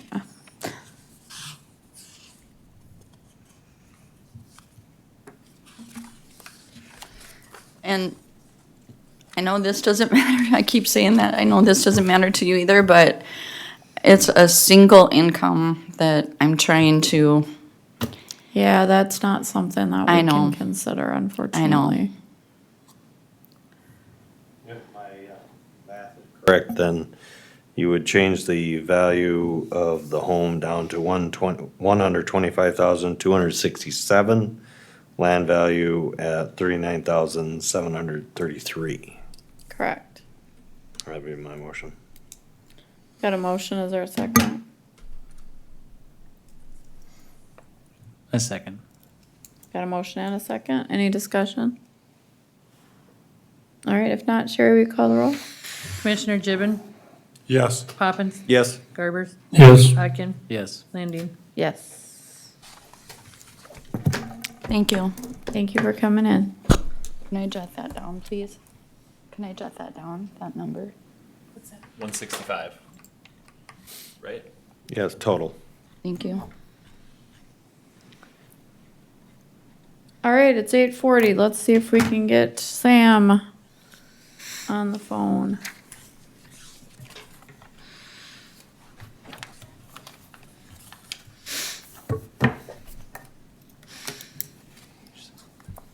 Thank you. Thank you. Have a nice evening. Thank you.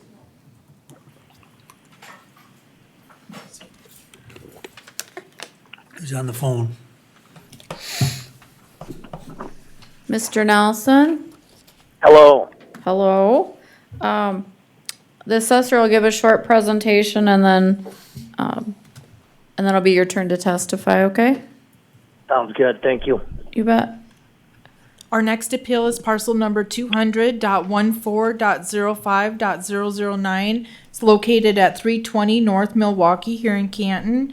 It's owned by Samuel and Allison Nelson. It's a single-family property, two-story, built in 1910. Has approximately 2,441 gross living area square footage. It sits on approximately 0.406 acres. We currently have an assessed value of $376,778. The property was purchased back in 2017 for $285,000. It has since had some lower level finish added to the property. On page, what's the page for the comparables? On page 606, you can see some side-by-side comparisons of properties that have sold in Canton. All are approximately the same age and size of the subject property. Comp 2 is slightly larger than the comparable or the subject property. But was used as a sale regardless. It was a good sale to use as a comparison to the subject. Currently, the subject property is being assessed at $154 a square foot. Within the cost range, it has a range of $108 to $156 a square foot. So within that cost range, the market is indicating a market range between $111 and $168 a square foot. Upon the assessor's exterior inspection back in August 2019, and then an interior back in also in 2019, the home was in very good condition. The siding, shingles, windows, doors, and overall exterior of the home are all in good shape. The interior finishes have also been kept in good condition and taken care of. Home also has a detached garage in normal condition. You can see where the the map of where the subject property is located, and then the comparable properties that we use, they're all within the same general vicinity in Canton. Good comparables. I felt they were good for this appeal. After consideration and examination of the value of the property and the sales, we are recommending no change. The value is within the cost and market approaches to value, leaving the value at $376,778. Excuse me. Thank you. Sam, go ahead. Just state your full name and address, please.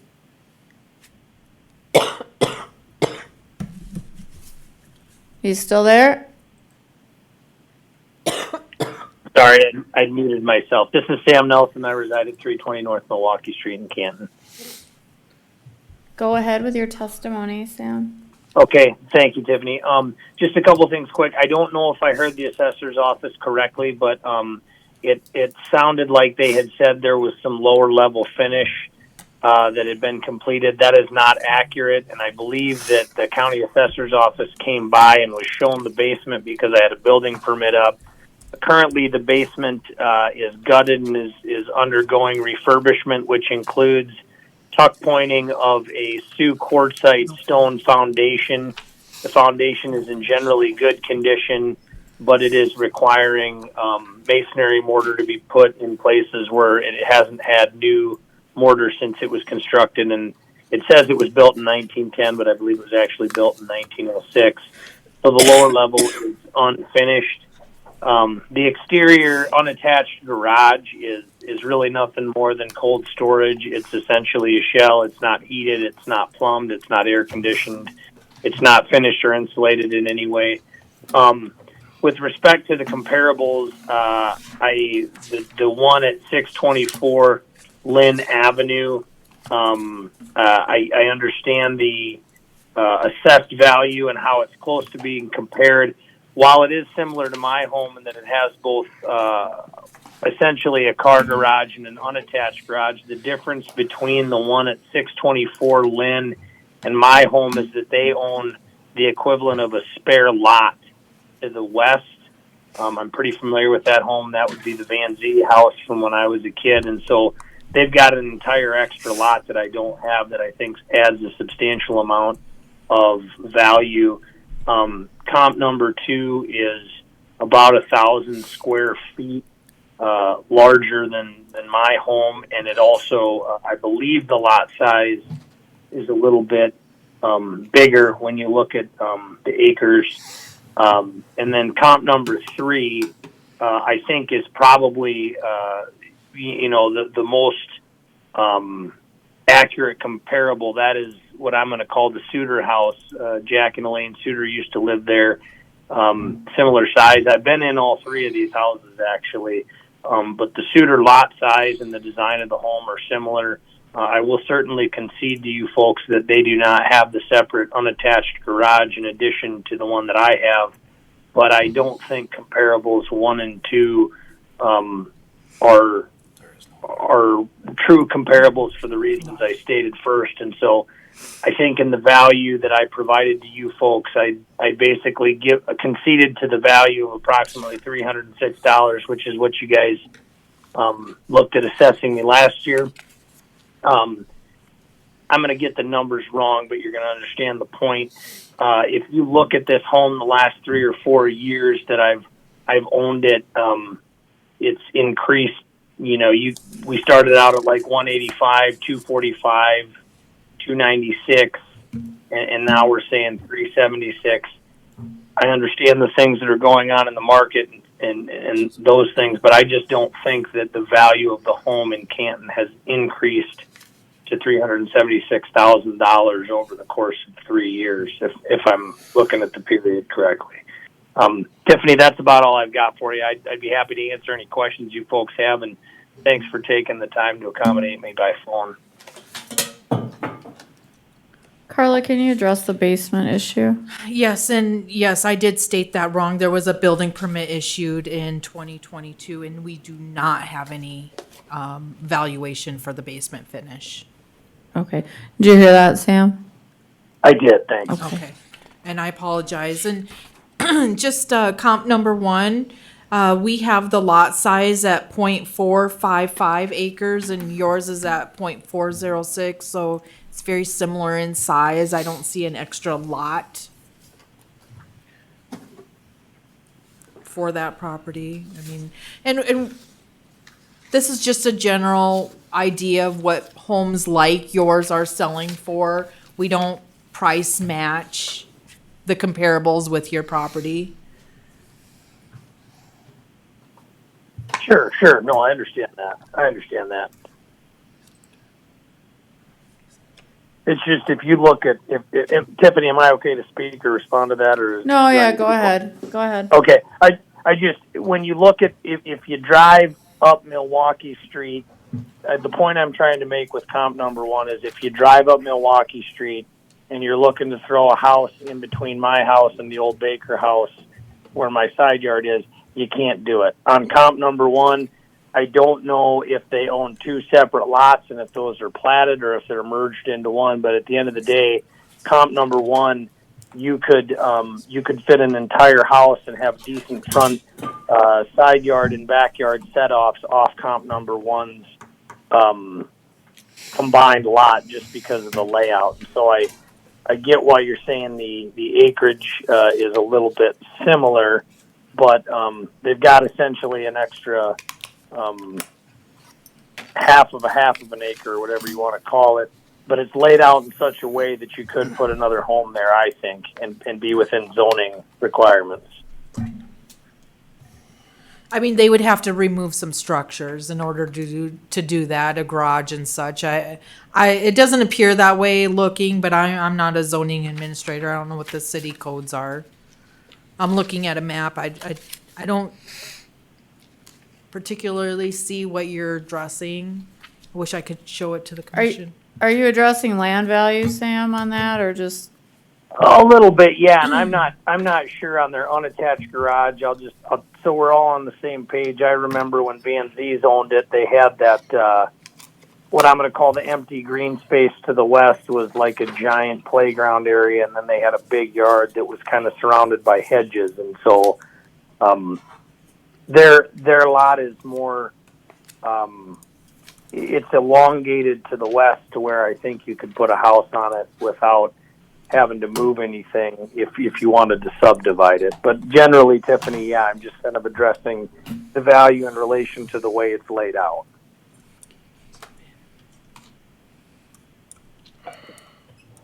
Trying to zoom into that to show the commission.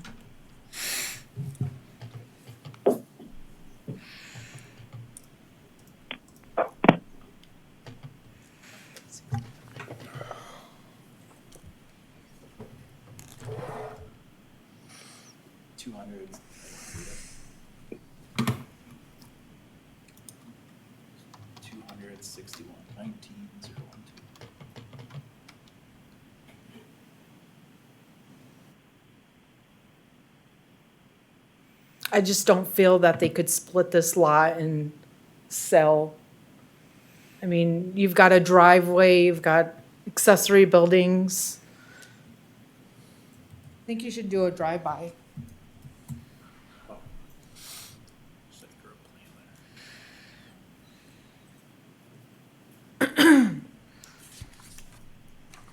Commissioners, Yeah, and any questions? Go ahead, Sam. Oh, I was just going to say, I guess if you look just to if you're looking at it from the air, if you look to, I'm going to call it 5 to 10 meters to the west of the driveway that goes to that, that goes past what I'm going to call the barn structure, which would be their smaller unattached garage in the north and kind of center of the lot.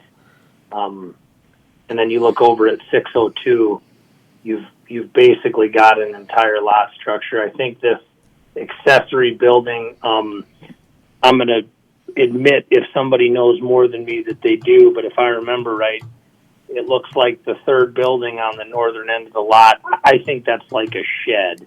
That's like a garden shed or something. I mean, true, it's an accessory structure, but it's not the same thing as like a bona fide garage or a house with a basement or something.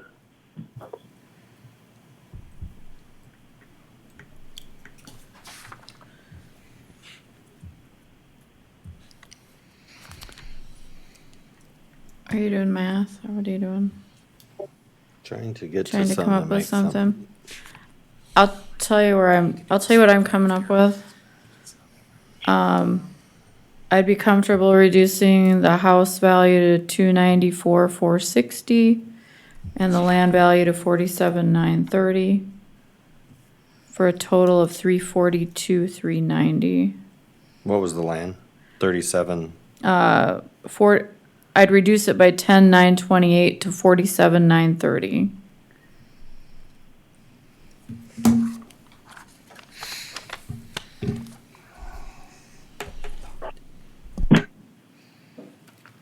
And if somebody wants to make some other, I mean, I'm not making the motion. Somebody else wants to do something, but that's where I'm at.